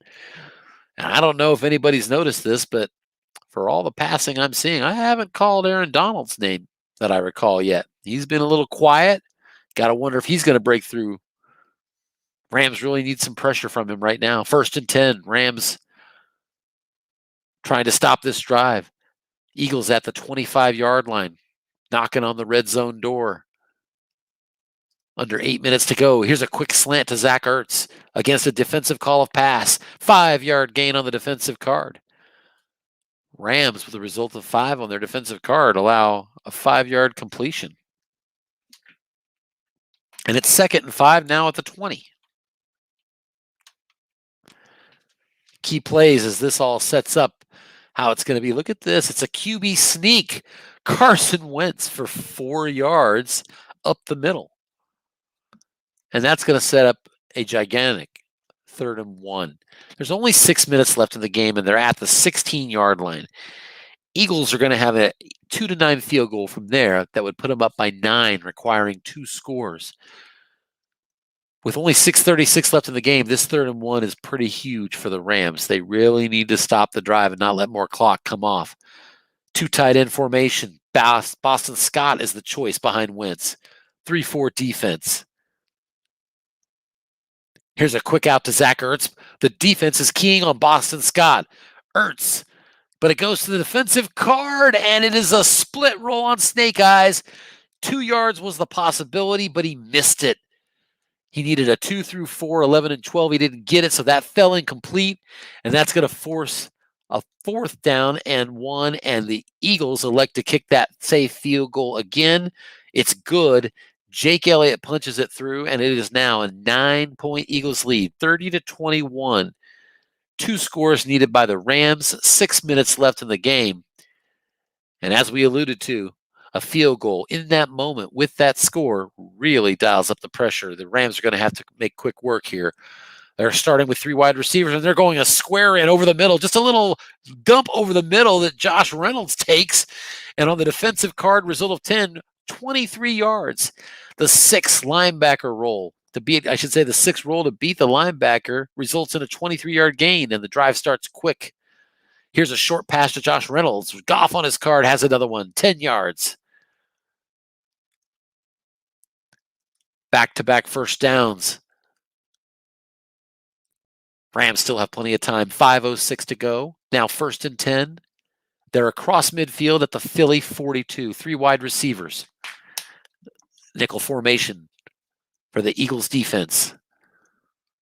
Here's an off-tackle draw. Cam Akers against a pass defense, but it is no gain. And that's where it converted it to right because he was in the 3 wide receiver formation. And that's how you end up with a 0 gain. Rams now 2nd and 10 at the Philly 42. Here's a screen to Darrell Henderson. 1 linebacker there. Goes to the quarterback car. And that's a short little dump pass for 4 yards. Quick reaction by TJ Edwards. Says he spun out of a block and took the ball carrier down. So well done, TJ. Now 3rd and 6. So here's a big play. Under 4 minutes left. 3:54. Rams need 2 scores. 3rd and 6 at the Philly 38-yard line. 3 wide receivers. Josh Reynolds in the slot. Here's a screen to Darrell Henderson. Linebackers are in the zone. The roll is a 5-7. That's going to hit those 0 linebackers once again. Jared Goff in a clutch moment, dialing up the flat pass against the 0 linebacker, and Darrell Henderson takes it for 17 yards. 1st and 10 Rams at the 20. They have all 3 timeouts left. Critical because they need 2 scores. Here's a dial of a long pass to Cooper Kupp. It's a possible interception on the defensive card, and the split is missed. Incomplete. Scott Shoemaker getting aggressive, trying to punch it in and save as much time as possible for a follow-up drive. But the Eagles defense is true to the task. Incomplete. 2nd and 10 at the 20. Now exactly 3 minutes left in the 4th quarter. Eagles by 9. Rams trying to set up 2 scores. Here's a quick out to the tight end, Tyler Higbee. We have a 0 linebacker, or I should say no man in the zone, and that's 10 yards. Goff quietly working on a first day. Now 1st and goal at the 10. Goff is 29 of 38 for 286. Very good game for Goff. And here's a pitch out to Darrell Henderson on 1st and goal. The defense is double teaming a tight end. Henderson to his card. He's got the 9. That's a short gain. Touchdown, Rams. There are no flags. And with all the close games we've had so far in the USFFL, of course, you knew the Rams were going to put the pressure on and get the score here. It's a 3-point deficit. The extra point is up and good. And so the Rams cut it to a 2-point deficit. They now trail 30-28, 2:24 left. Do they onside? They do not. They kick it away, and that's a possible fumble. Eagles, I think, have turned it over. It looks like that's recovered by the defense. We're going to see if Scott's going to just fall on that, and he does. Wow. Wow, what a terrible break for Bruce. He's been leading most of this game, but Scott just continued to stay close and gets the biggest break, gets the touchdown, kicks off, doesn't with 2:24 to go, does not go for the onside kick. Smart call when you've got 3 timeouts, and he gets the fumbled kick return. Wow. 1st and 10 at the 16-yard line for the Rams, trailing by 2. Here's an off tackle to Cam Akers, and the Eagles have called it. They've keyed him, but it's just a 2-yard gain. Went to the defensive card, and that makes it now 2nd and 8 at the 14. That play takes us to the 2-minute warning. So it's clutch time, fellas. 2nd and 8 for the Rams, trailing by 2. 2nd and 8 at the 14. Free safety for the Eagles. Stays in the short pass zone. It's a quick pass over the middle. Little dump to Tyler Higbee, and he hits it again. Boy, Higbee has been a mainstay target for Goff in the second half here. That's his 6th catch for just 36 yards, and it's now 3rd down and 4. Here's a big down. Bruce trying to hold him to a field goal attempt so he can come back with a field goal to try to win it. There's only 1:30 left, so they let the clock run on that last play. 3rd and 4 at the 10-yard line. Flat pass still in the equation as a possibility. Showing blitz out of the 4-3. Here's a square out to Cooper Kupp. The defense calls pass. It looks like it went to the side with just one man, but it is on the quarterback card, and Jared Goff hits the 3. That's a short gain, and from the 10, he is in. Back-to-back touchdowns by the Rams after a fumbled kick return.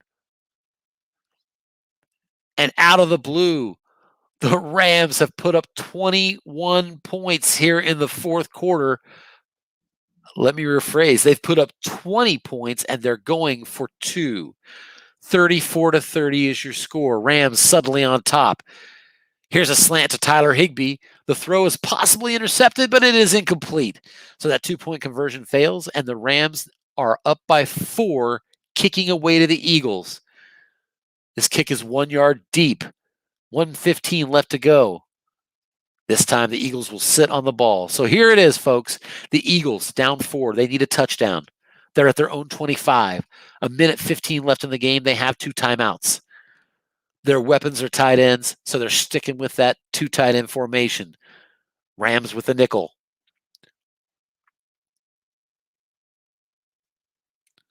Plenty of time, but you got to move fast. Let's see how the team wants to play it. Miles Sanders is deep.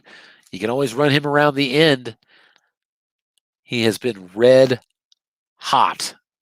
It is a pitch out to Miles Sanders. They were double teaming somebody. It goes to Sanders' card, and it's a 5-yard gain. He does not get out of bounds. That was the result of 9 on his card. 5 yards sets up a 2nd and 5. The Eagles burn that timeout. They have 1 timeout remaining. 67 seconds left in the game. Eagles down by 4. 2nd and 5 at their 30. 2 tight end formation. Rams out of the nickel.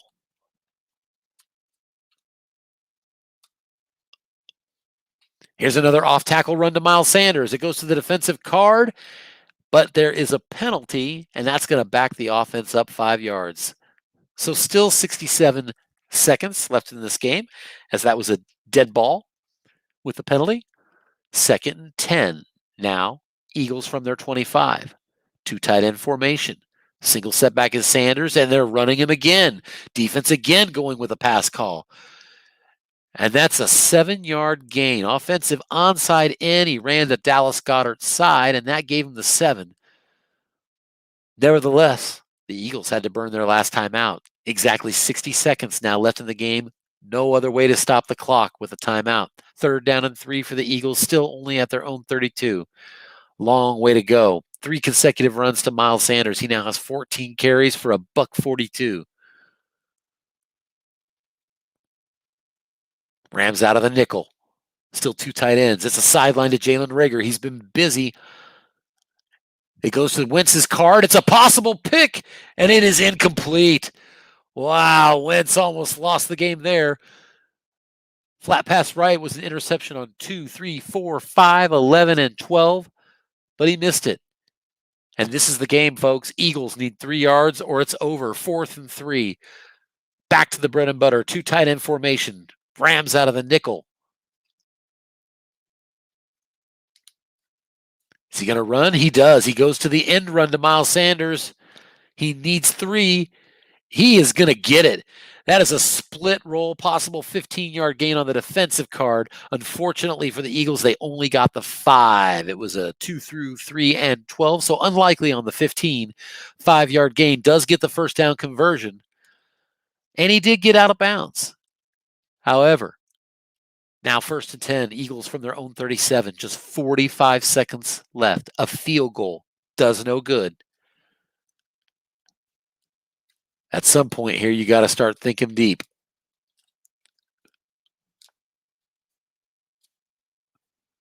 Rams stay in the nickel. Got to wonder at what point they might switch to the dime. Here's a short pass to Zach Ertz. Wentz to his card is incomplete, and that's 2nd down. 2nd and 10. Eagles from their own 37, 37 seconds left. The sand is running out of the hourglass for the Eagles. Still 2 tight ends. And with 37 seconds, still the nickel from the Rams. Especially with the nickel, I think you got to take your shot here, and they do. A bomb to Jalen Reagor, but he is double-teamed by Troy Hill. The safety is on him, and that puts 2 men in the zone, and it is intercepted. Wentz throws his 2nd interception of the day, and with 30 seconds left, it is victory formation for the Rams. Miles Sanders put up a big fight in this game, but it wasn't enough as the clock hits 0. And it's a 34-30 comeback win for the Rams as they outscore the Eagles in the 4th quarter, 20-3 to walk away with the 34-30 victory. I need to let the coaches know they're welcome to join.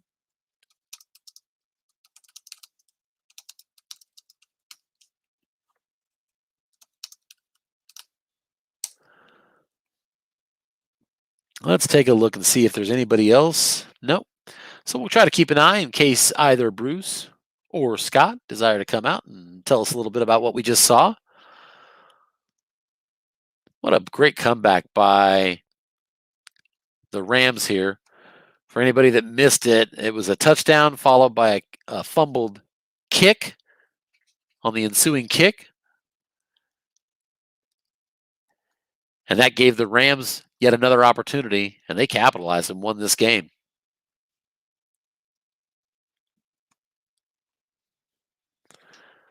So it looks like from what I saw on the broadcast, we're going to have a joiner at some point. Looks like Scott mentioned that he would see us in the stream. Here's Bruce, too. Let's get him in.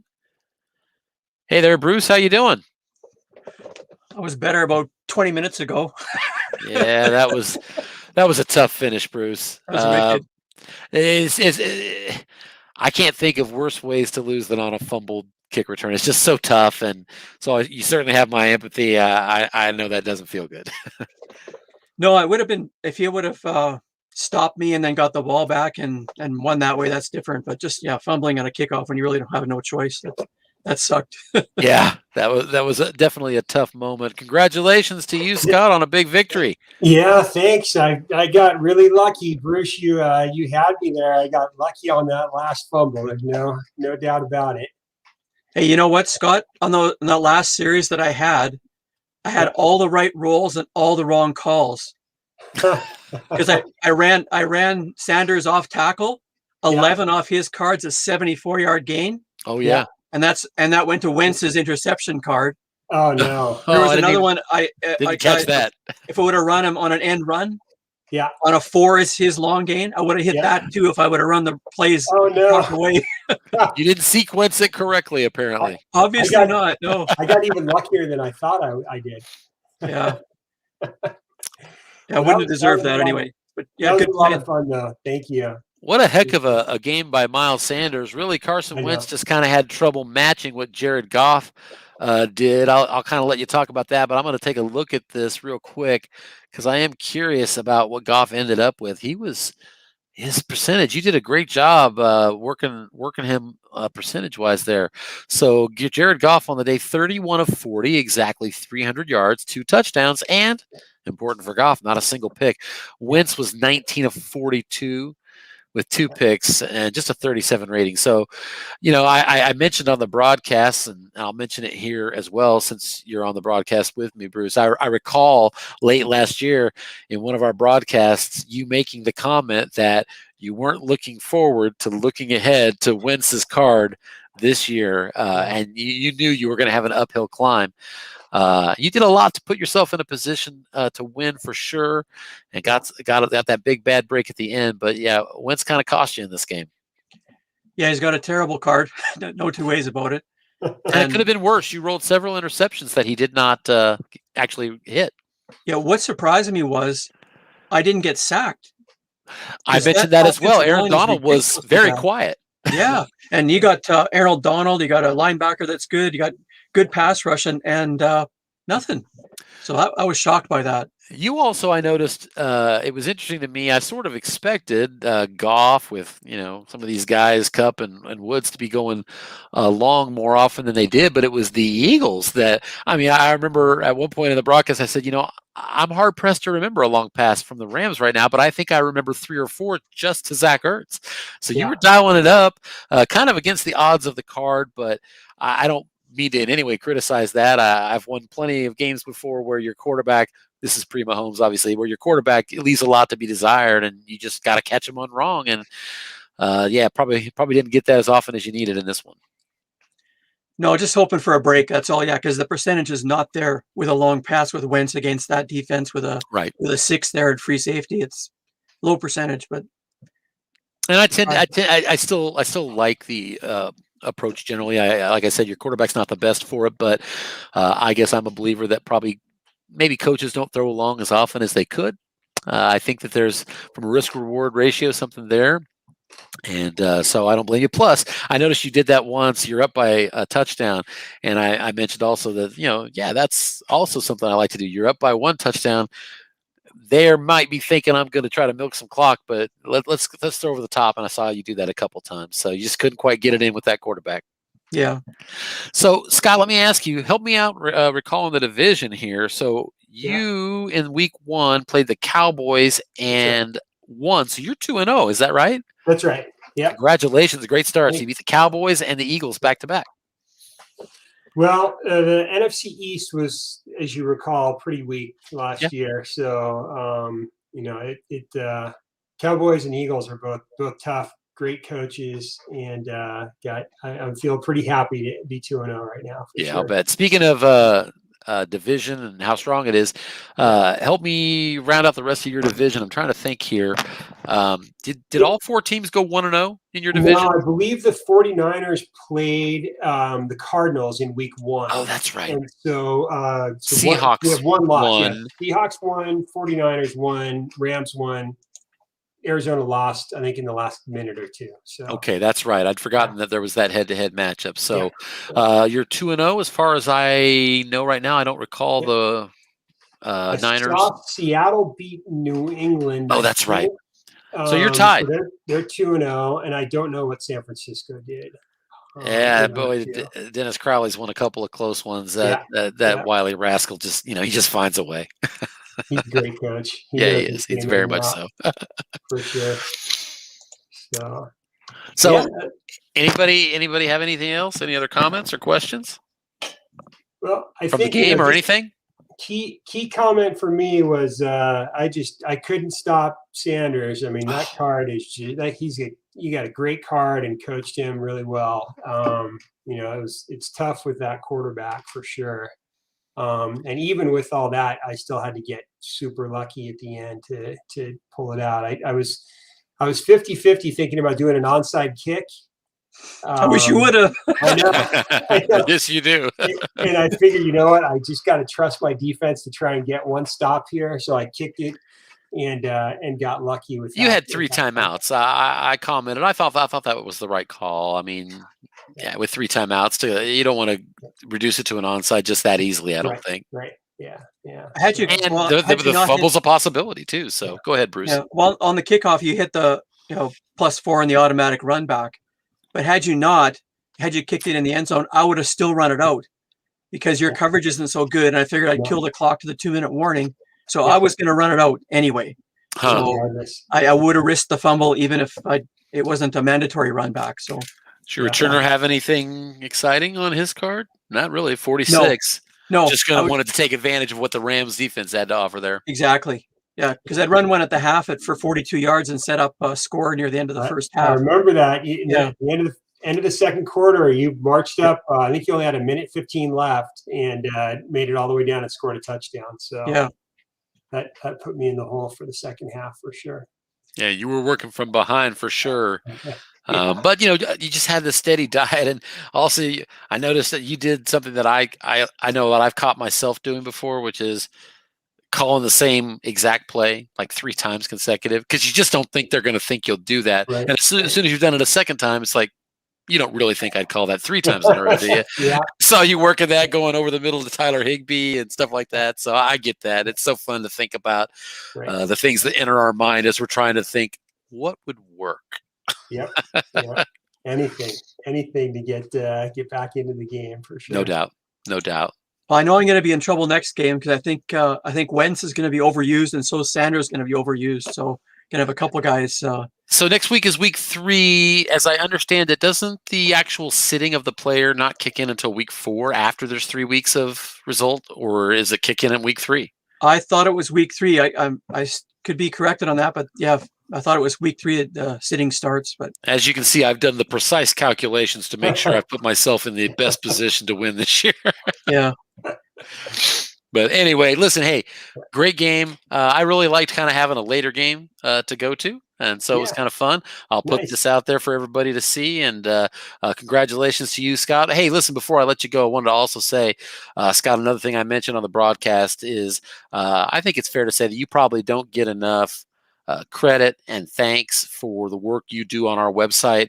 I know that when I first kind of envisioned, I was telling you, here's kind of how I want this to look, and here's how I kind of want this to look. And some of that was because I don't want to burden somebody that I haven't personally met and don't know that well to have to come up with everything. So I tried to kind of give you some ideas, and you just kind of took it and said, yeah, that's all fine. I got this. And you made it look twice as good as anything I was coming up with. You made it look really sharp, and it's important, and I appreciate it. And I wanted to say thank you for your contribution for us. I enjoy doing it and happy to do it. I think it makes more of a camaraderie for everybody to have a fun write up and feel invested in the league. So I love doing Speaking of write up, I think you and I both have write ups to do because I haven't done mine yet. So I know. We'll try to get those in. We still have till the end of the week on that. But hey, congratulations on your victory. Good game for you, Bruce. And I always hate to see anybody lose the way you just lost, but you take it like a champ. That's all we can do. Yeah, stuff happens. And you're still in a division that we all expected all year to be real wild. So if there's one place 0-2, you're not 0-2, right? You're 1-1. Yeah, right? 0-2. Oh, you are 0-2. Listen, Yeah. if there's one place 0-2 doesn't sink you, it's the NFC least. So I think you've got this. So just keep plugging away. Hey guys, thanks again for joining us, and congratulations on that win. And we'll see you on the next broadcast. All right. Hey, good night, guys. Thanks, guys. Have a good one. Good night. Bye-bye. So that's it, people. We'll sign off. Hope you enjoyed it, and I'll get these broadcasts out there for you.